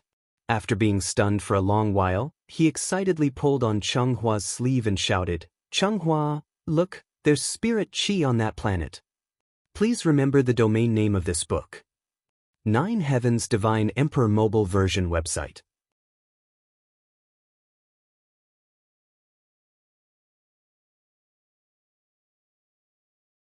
Chapter 455. Not every planet could nurture life, and not every planet could produce heaven and earth spirit chi. Therefore, planets like Earth that could nurture life and produce heaven and earth spirit chi at the same time were usually extremely rare. Cultivators would call such an existence a holy land for cultivation. The important thing to mention here was, although it could be called a holy land for cultivation as long as it met the above two conditions, the Holy Land for cultivation did not necessarily refer to a single planet. Even if it was just a void crack in the universe, or a continent formed after a planet shattered, as long as it could nurture life and produce heaven and earth spirit chi at the same time, it could be called a holy land for cultivation. Because of the effect of gravity, all the planets in the universe were spherical. It was impossible for there to be a situation where the sky was round and the earth was round like in ancient myths. If there was, then this holy land for cultivation would definitely not be a celestial body that existed naturally, but something forcefully created by a high-level cultivator with supreme magic power. For example, a strange existence like a great world. Earth was really too beautiful. It was a natural product from the chaotic universe. How could man-made things compare to it? The Supreme Palace enclosure sounded very powerful, right? It was actually just a continental plate floating in the universe. Enclosure, read, Yuan, as in broken walls and ruins. Cheng-Hua and Yiji had grown up in the Supreme Palace enclosure. Even though they would explore other planets when they had nothing to do, looking for life planets for fun, they had never found a true planet-level holy land for cultivation. The universe was really too big. If the Supreme Palace enclosure was a grape, then Earth, which was much bigger than it, was an apple. A bright red apple. Therefore, the two youths were like Columbus who had discovered a new continent. They were so excited that they could not control themselves. The Dubhe ruins. It really was the Dubhe ruins. Since it could be called a ruin, then the cultivation heritage on this planet had probably been cut off a long time ago. And didn't this mean that they could create their own heritage here and take the Dubhe ruins for themselves? Let's go and take a look. After hearing Yiji's words, Cheng Hua carefully sized up the planet. After he confirmed that there were no defensive formations on it, Cheng Hua could no longer contain his excitement. He drove the cloud-piercing shuttle and rushed over. Wait, we haven't confirmed if there's any danger up there. If we barge in rashly like this, we won't be able to deal with any danger with our current cultivation. So I think we should inform our family first and wait for them to send reinforcements. As he spoke, Yi took out a voice transmission spirit talisman.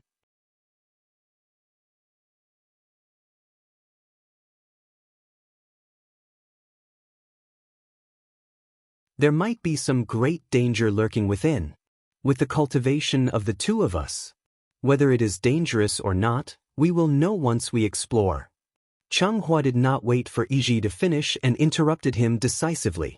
He had already made his decision. So no matter how much Yiji objected, Cheng Hua had to go and explore today. Yiji wanted stability. Cheng Hua wanted danger. This was the first time the two of them had such a huge difference in opinion. Cheng Hua stiffened his neck and refused to budge.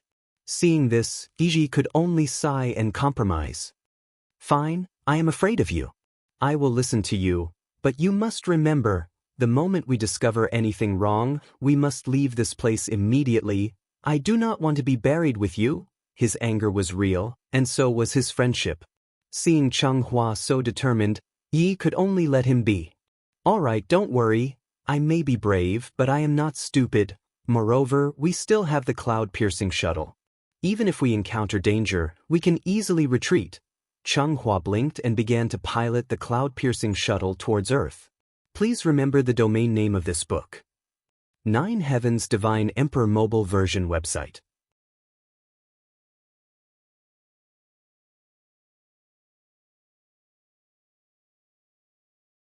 Chapter 456.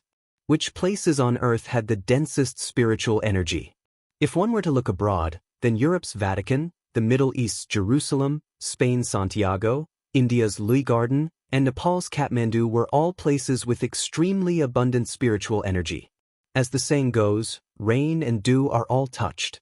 Earth was so big, so naturally, it was impossible for all the spiritual energy to be concentrated in Huaxia. Therefore, under the constant baptism of the spiritual energy of heaven and earth, many legacies similar to cultivators appeared abroad, such as the onmyojis and ninjas of Japan, the knights, sorcerers, and vampires of Europe, the pharaohs and mummies of Egypt, as well as the black magic and voodoo of South Asia. These legacies seem to be varied, but in essence, they were not much different from the legacies of the orthodox cultivators. And this seemed to coincide with the old saying, the great Tao flowed like mercury, and every grain was round. However, perhaps it was because they had only appeared for a short time, so most of the cultivation legacies abroad had not formed a complete system. If they were compared to primitive people who had just entered the Stone Age, then the cultivation legacy represented by Chen Shi was obviously a high-level cosmic civilization that could freely travel the stars. The difference between the two was no less than the difference between heaven and earth. It was precisely because of this that Chen Shi guessed that the ancient cultivators represented by the Taiching divine ancestor might have come to Earth from a cultivation holy land. Otherwise, how could one explain the existence of Tiandu? The recovery of spiritual energy was a very long process. Just like when it was exhausted, the whole process might last 10 years, 100 years, or even 1,000 years. However, even if the spiritual energy of heaven and earth on Earth had not reached its peak, just based on the current situation, Earth was already very suitable for cultivators to live and reproduce here. In the eyes of Cheng Hua and Yiji, Earth was like a new continent that had not been discovered by Columbus. The environment here was good and resources were abundant. The only bad thing was, it was probably the indigenous people who had a population of 7 billion. There were indeed too many people. Moreover, most of them had poor aptitudes and were not worth absorbing. Even if they captured these people and brought them back to do hard labor, Changhua would feel that it was a waste of food. The two of them quietly landed on Earth on the cloud-piercing shuttle. The place where they landed, it was none other than Yellowstone Park, where Qinshi had refined the Adumbra flower. The spirit qi in this place was surging, and some of the medicinal power left behind by Qinshi when he was refining pills could be faintly felt. Therefore, Yellowstone Park naturally became the first stop of their trip.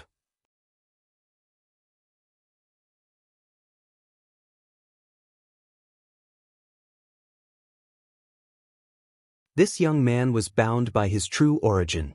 Instantly, he was like a doll in a claw machine, lifted into the air by an invisible hand. Who is the person in charge here? Tell him to come out and see me. At this moment, the two of them were very much like bandits going down the mountain to rob someone. The target of the robbery was naturally the mansion of a big family on Earth. Yiji's idea was to first disguise as a servant and infiltrate the mansion. After finding out the situation, he would then take over the mansion in one fell swoop.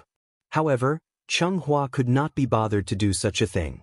When the bandits came to rob, the owner was not at home. Could it be that the bandits would obediently wait for the owner to come back? The most straightforward method was to openly go to the door like Changhua did. Not only could he immediately find out the strength of the mansion's defenses, but he could also force the owner of the mansion to appear immediately. Wouldn't that be the fastest way to go? Chenghua's attitude was not very friendly.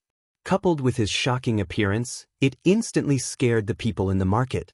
The people of the United States had always been obsessed with filming superhero blockbusters. But Changhua right now, wasn't he very much like the villains that often appeared in movies? The unlucky young man was scared witless by Changhua on the spot. He talked a lot, but Changhua didn't understand what he was talking about. In this regard, Changhua was not in a hurry. He directly took out a spiritual talisman from his pocket and slapped it between the young man's eyebrows. The function of this spiritual talisman was very simple, and that was to translate. It did not translate the young man's words word by word. Instead, it copied the young man's words with one spirit. Almost instantly, Changhua could learn the language used by the young man. However, just as Changhua was busy learning English, a very discordant sound suddenly rang out in the market. Bang! Bang! Bang! It was the sound of a gunshot. Seeing that Changhua could freely float in the air like Superman and make threatening moves to the town's residents, the town's police patrolling the market directly took out their guns and decisively fired.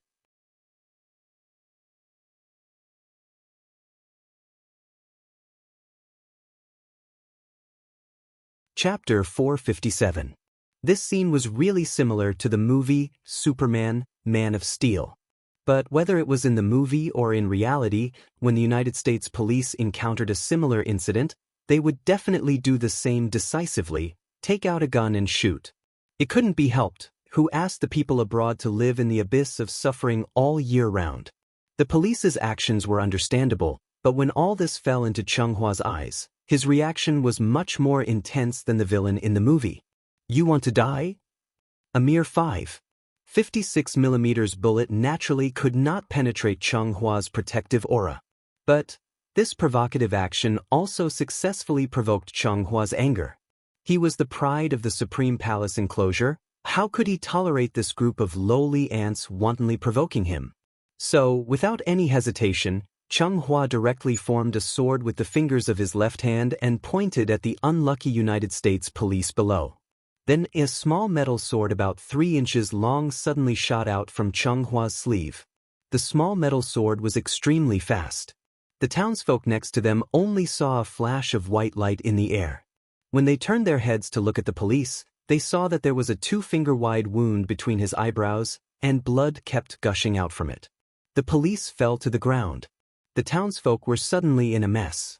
And just as everyone screamed and fled back to their houses, a burst of urgent sirens suddenly sounded on the street not far away.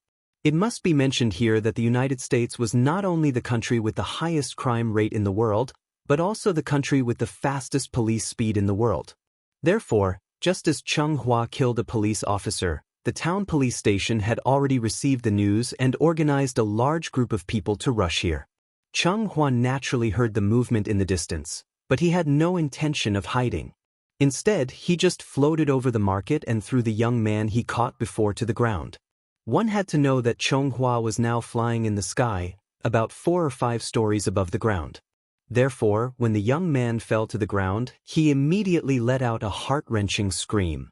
However, Cheng Hua didn't seem to hear it. Instead, he was still looking at the various objects and decorations in the market with interest.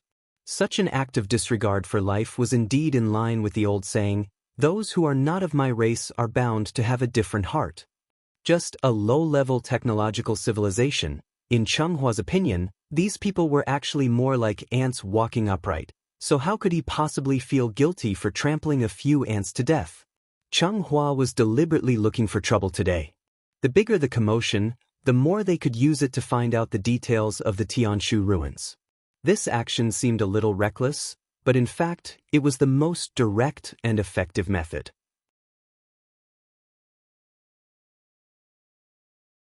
After all, Cheng Hua had the cloud-piercing shuttle with him. Even if he really encountered any danger, he could use the cloud-piercing shuttle to escape.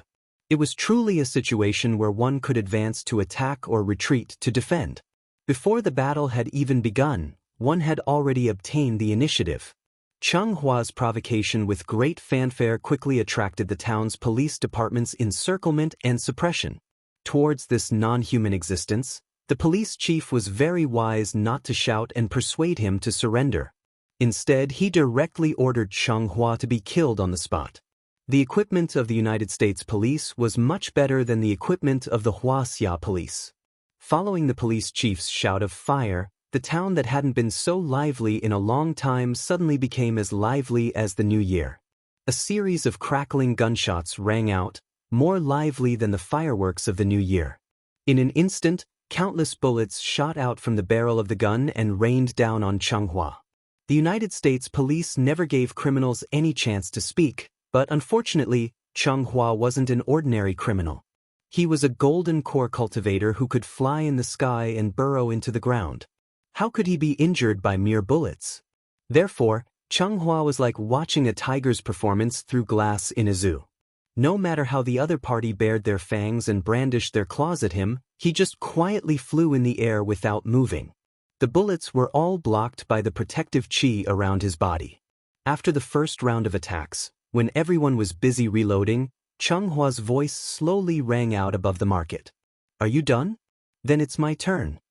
The United States people couldn't understand his alien language, but that didn't matter, because they would soon fall asleep forever. Cheng Hua waved his hand and dozens of small metal swords flew out of his sleeves. Wherever the small swords passed, blood sprayed out. In just a breath's time, the town regained its tranquility. Cheng Hua looked at the pile of corpses below in boredom, but then he lost interest and muttered, "Too weak." He was still floating in the air above the market as if he was demonstrating his power. Not long after the town's police station was wiped out, the news spread quickly, layer by layer. In the end, it directly alarmed the higher-ups of the United States military. After hearing that the other party might be in existence comparable to a superhero, the army stationed near Yellowstone Park immediately took action. The United States people's exoskeleton technology was becoming more and more mature. In terms of individual strength, soldiers wearing exoskeleton armor were not weaker than peak-strength martial artists.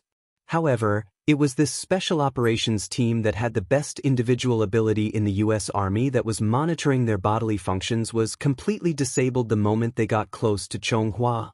Warning! Warning! This is a cultivator from Huaxia. His strength is far beyond X level. It was strange. Although Cheng Hua came from outside the solar system, he still had a standard Asian appearance. Moreover, he was different from the emaciated and sallow Asians in Southeast Asia. Therefore, the United States military recognized him as a Huaxia person almost immediately. A celestial from Huaxia.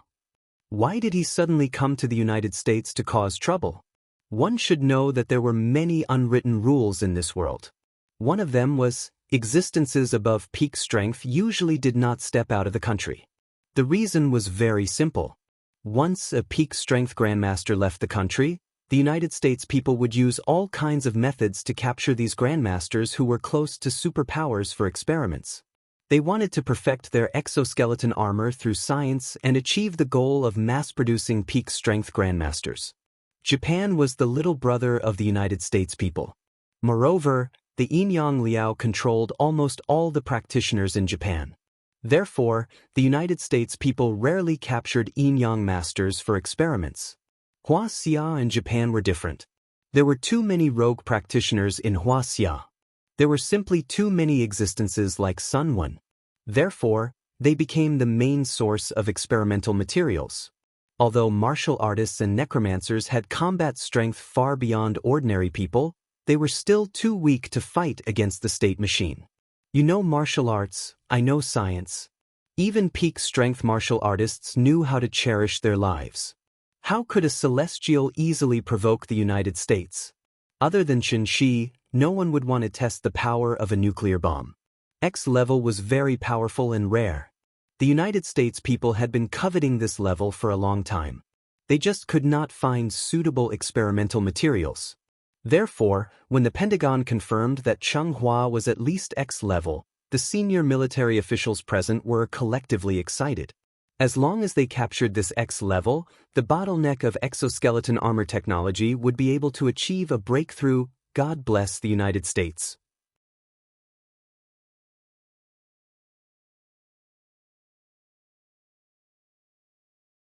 Chapter 458. Ever since the end of the Second War of Independence, the United States had never been baptized by the flames of war. It could not be helped. After all, the United States was the only superpower in the world today. Their tyrannical military strength gave the United States great confidence. Therefore, they had always been the ones to behave atrociously in other people's territory. Now, how could they tolerate others to behave atrociously in their territory? Therefore, the moment the Special Operations Team was destroyed, the Department of Homeland Security and the National Guard had already organized and sent a large group of people to the front line. The American Army needed to gather, but Changhua did not need to. While he was waiting for the other party's reinforcements to arrive, Changhua was so bored that he started to wander around the town's market. About 20 minutes later, the first batch of National Guard arrived at the scene. The American Army first alienated the local townspeople through the broadcast. Then, they started to persuade Changhua to surrender. At this time, Changhua could already understand English. However, he ignored all these words and did not take them to heart at all. It was just a low-level technological civilization. Could they really hurt him? Changhua had already seen the power of the 5.56mm bullet. This kind of attack that was like scratching an itch also caused Chenghua's judgment of the threat of the Tianshu ruins to drop by several levels. Therefore, Changhua could not help but feel a little arrogant. He even hoped that the other party could give him a little surprise. However, he did not expect that this surprise would come so quickly. Changhua had greatly underestimated the lethality of a technological civilization.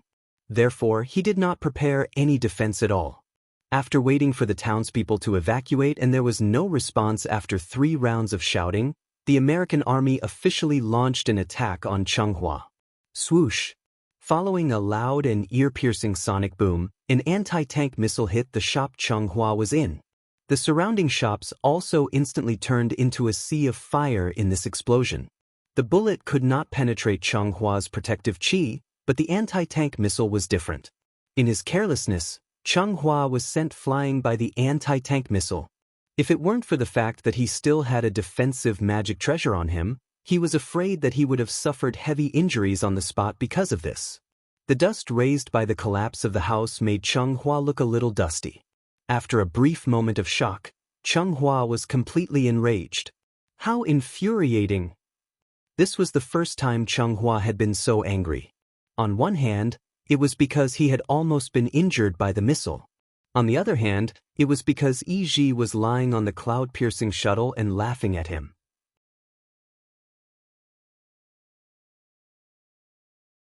Changhua could not tolerate losing face in front of Yi, so he immediately flew out from the ruins of the shop. Then he suddenly pulled out a 3-foot-long sword box from his sleeve and threw it into the air. Speaking of which, it was strange. After this sword box was thrown into the air by Cheng Hua, it actually floated quietly in the air. When the battle command saw that Cheng Hua flew into the air again as if nothing had happened, they decisively ordered the soldiers to launch another attack. This time, the American army was not trying to test the waters, so they launched a round of artillery fire. In an instant, countless poisonous stingers, battle axes, bumblebees, and other sophisticated missiles that were made with a lot of money were crazily thrown at the town where Cheng Hua was. Seeing this, Cheng Hua had a murderous look in his eyes. He could not help but grit his teeth and shouted coldly, "You're asking for death." Before he finished speaking, the sword box that Cheng Hua had thrown into the air before seemed to have received some instructions. A secret door suddenly opened on the top of the box, and then countless small metal swords suddenly shot out from it. These small metal swords were like a school of fish at the bottom of the sea. After they came out of the sword box, the small metal swords started to swim flexibly in the air. Although the missile's flying speed was fast, the small metal swords were obviously faster. Bang! Bang! Bang! It was accompanied by a series of explosions. The American Army's round of artillery fire was actually blocked by the small metal swords just like that. At that moment, almost everyone in the battle command at the back was shocked by this strange scene. Is this the strength of a Super X level? Is this still a human? After the small metal swords intercepted the missiles in the sky, they did not stop because of this. Instead, they continued to fly toward the location where the American army was. These small metal swords were only about 10 centimeters long. Logically speaking, the sword box should not be able to hold many of them. However, what was strange was, from the moment Cheng Hua activated the sword box, there was an endless stream of small metal swords flying out of it, and they did not stop for even a moment. Therefore, in just a short while, the sky of the town was even covered by the small metal swords released from the sword box. The densely packed small metal swords rushed toward the location where the American army was like a swarm of locusts passing through. When had the ordinary soldiers ever seen such a strange scene? Therefore, they were frightened by the overwhelming number of small metal swords on the spot, and they fired their guns randomly. The muzzles of the guns spat out tongues of fire crazily. The bullets hit the small metal swords, and instantly there was a series of ding-ding-dang-dang sounds of metal colliding. However, it was a pity. In the end, these actions were futile. The small metal swords quickly rushed into the American Army's armored battle group. It did not matter whether it was the drivers hiding in the armored vehicles or the fully armed soldiers. In front of the small metal swords, human lives were as cheap as grass. A light cut would instantly cause a large number of them to fall. In less than 5 minutes, this rapid reaction force of 3,000 people had been completely wiped off the face of the earth by Cheng Hua. Fresh blood stained the ground red. The vast grassland that was bustling with noise and excitement earlier seemed to have turned into a mass grave 10 miles away at that moment. Even from afar, one could smell the thick stench of blood in the air. Such indiscriminate killing. Cheng Hua, I'm afraid you're going to suffer retribution in the future. Ji looked at the battlefield below and could not help but frown deeply. He really did not expect that Cheng Hua was actually so vicious and merciless. Looking at the situation, Cheng Hua did not seem to treat these golden-haired natives as humans at all. The scene had already been broadcasted through the satellite and was clearly presented on the big screen of the battle command at the rear. At this moment, the entire battle command was silent. Almost everyone was stunned by the tragic and bloody scene in front of them. Nuclear bomb. Request to use nuclear bomb. After coming back to his senses, the supreme commander of this battle seemed to have gone mad as he frantically requested the military headquarters to use nuclear bomb. However, what no one expected was, the military headquarters actually rejected his request very decisively. The Yellowstone Park supervolcano is in an active period. Once the nuclear bomb is used, it is very likely to cause the supervolcano to erupt accidentally. The moment he heard this reason, the colonel despaired. However, what he did not know was, when the military headquarters rejected his use of nuclear bomb, They also submitted another request to the White House. The use of nuclear bomb is restricted. The military situation is urgent. Please inform Hua Xia and ask Wu Lian to urgently dispatch X-level military support to us.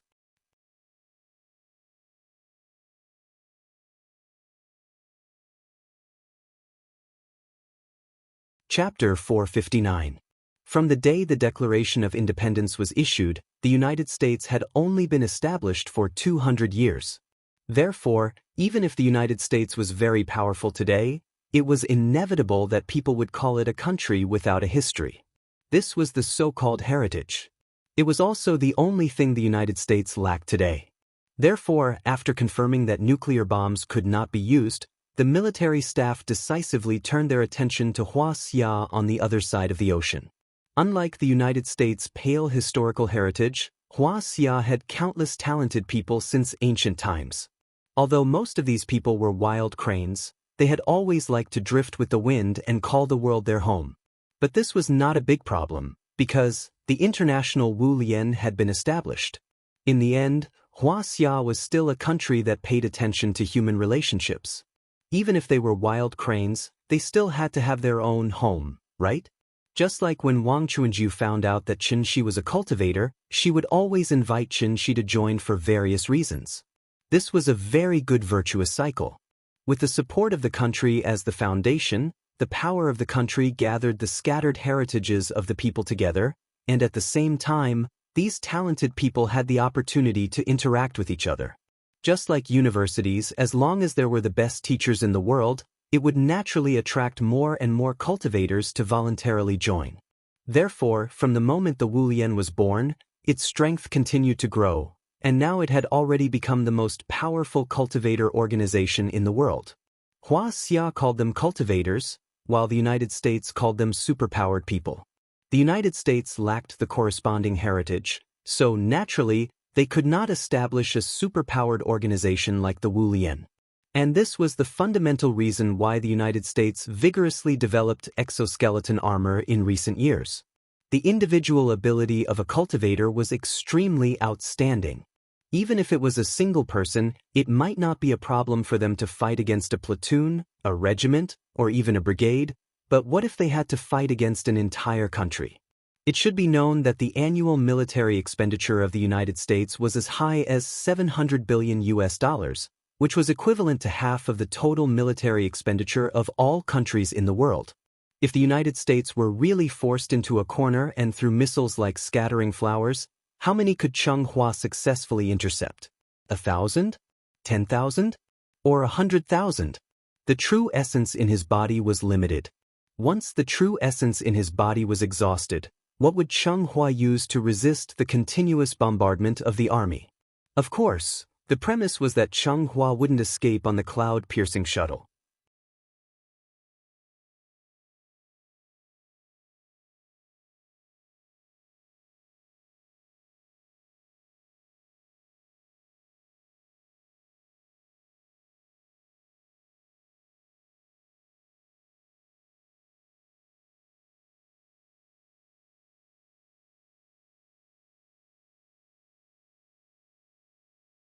It could be said that they could attack or retreat as they wished. Therefore, after a short discussion, even the usually conservative Yi had the intention of directly taking this woman down. The two of them were still young and had been cultivating in seclusion.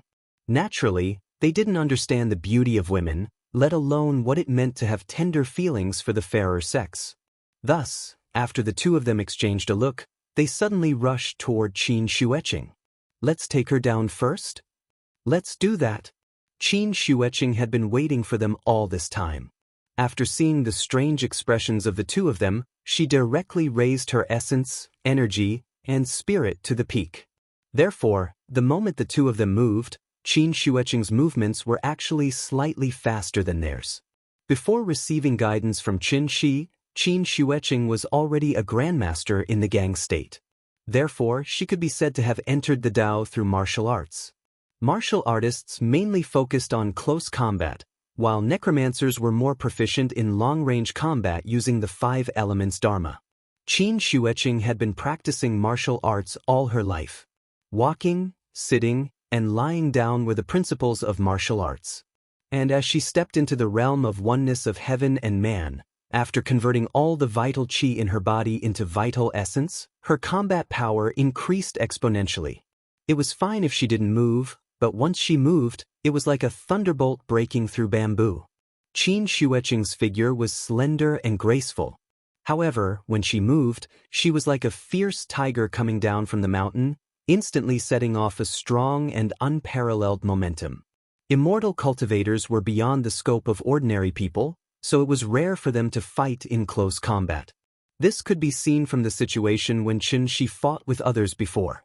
Cheng Hua had fought with others many times, but he had never encountered such a way of fighting that focused on close combat. Therefore, when he saw Qin Xueqing pouncing in front of him, Cheng Hua was stunned. This woman doesn't play by the rules. However, in the time it took for him to be distracted, Qin Xueqing directly condensed all the vital essence in her body into her hand, and then slammed it hard on Cheng Hua's protective qi in front of his chest. Bang! The moment the vital essence collided, a strong wind suddenly blew over the market, smashing all the houses on the side. Please remember the domain name of this book, 9 Heavens Divine Emperor Mobile Version website.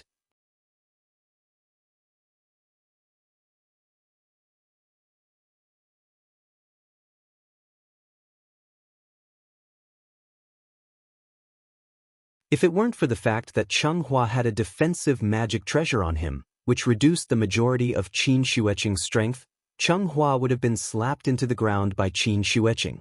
Cheng Hua! Yi watched anxiously from the side. He wanted to help, but the two of them were too close. He was afraid that he would accidentally hurt his companion, so Yi didn't dare to rashly make a move. However, Cheng Hua wasn't stupid. After dozens of palms, he finally found a gap. At the cost of taking a palm from Qin Xueqing, he successfully shook off Qin Xueqing's entanglement. This time, Cheng Hua finally learned to be smart. When he saw that Qin Xueqing still wanted to go forward, he darted back to Yi's side and hurriedly took out his sword case from his summer mustard seed bag. Cheng Hua, be careful. This woman's technique is very strange. It seems like she likes to fight in close quarters. As he said that, Yi also took out his magic treasure. Hearing that, Cheng Hua's face was full of anger and hatred as he said, I know. I almost fell into her trap just now. Don't interfere first. Let me deal with her. Cheng Hua's magic treasure was the sword case in his hand. The case was 3 feet long and yellow all over. The tail was inlaid with a group of charred black ornaments, so it was called Phoenix Perch Scorched Tail. It was a 9th grade spirit treasure and was really rare. Once the Phoenix Perch Scorched Tail case was in his hand, the battle flames in Cheng Hua's heart immediately burned fiercely. Don't look at how Qin Xueqing's palm technique made him unable to fight back at all. In reality, Cheng Hua didn't suffer any substantial damage at all. After all, Qin Xueqing's current moves were figured out by herself. Now that she was still at the stage of deliberation, how powerful could they be? It was like a boorish man with nothing but brute strength. So even if Qin Xueqing had an extraordinary accumulation of vital essence, she still couldn't fully utilize the power of this vital essence. After a bout of fruitless fighting, Qin Xueqing clearly understood her disadvantage. Therefore, she didn't want to give Cheng Hua any chance to catch his breath and directly rushed over again. But this time, Cheng Hua, who was already prepared, directly threw out the sword case in his hand. Different from Qin Shi's all swords in one, the small metal swords in the Phoenix Perch Scorched Tail case were all real objects. Each of the small metal swords could freely attack under the guidance of Cheng Hua's divine telekinesis. The sword case was the mother sword, and the small swords were the child swords. The child swords were kept in the mother sword and constantly nourished, while the small swords were infinite. And this was the so-called hidden swords in the case. Of course, with Cheng Hua's current cultivation, he actually couldn't control all the child swords in the sword case as he wished. But this was already enough. Attack!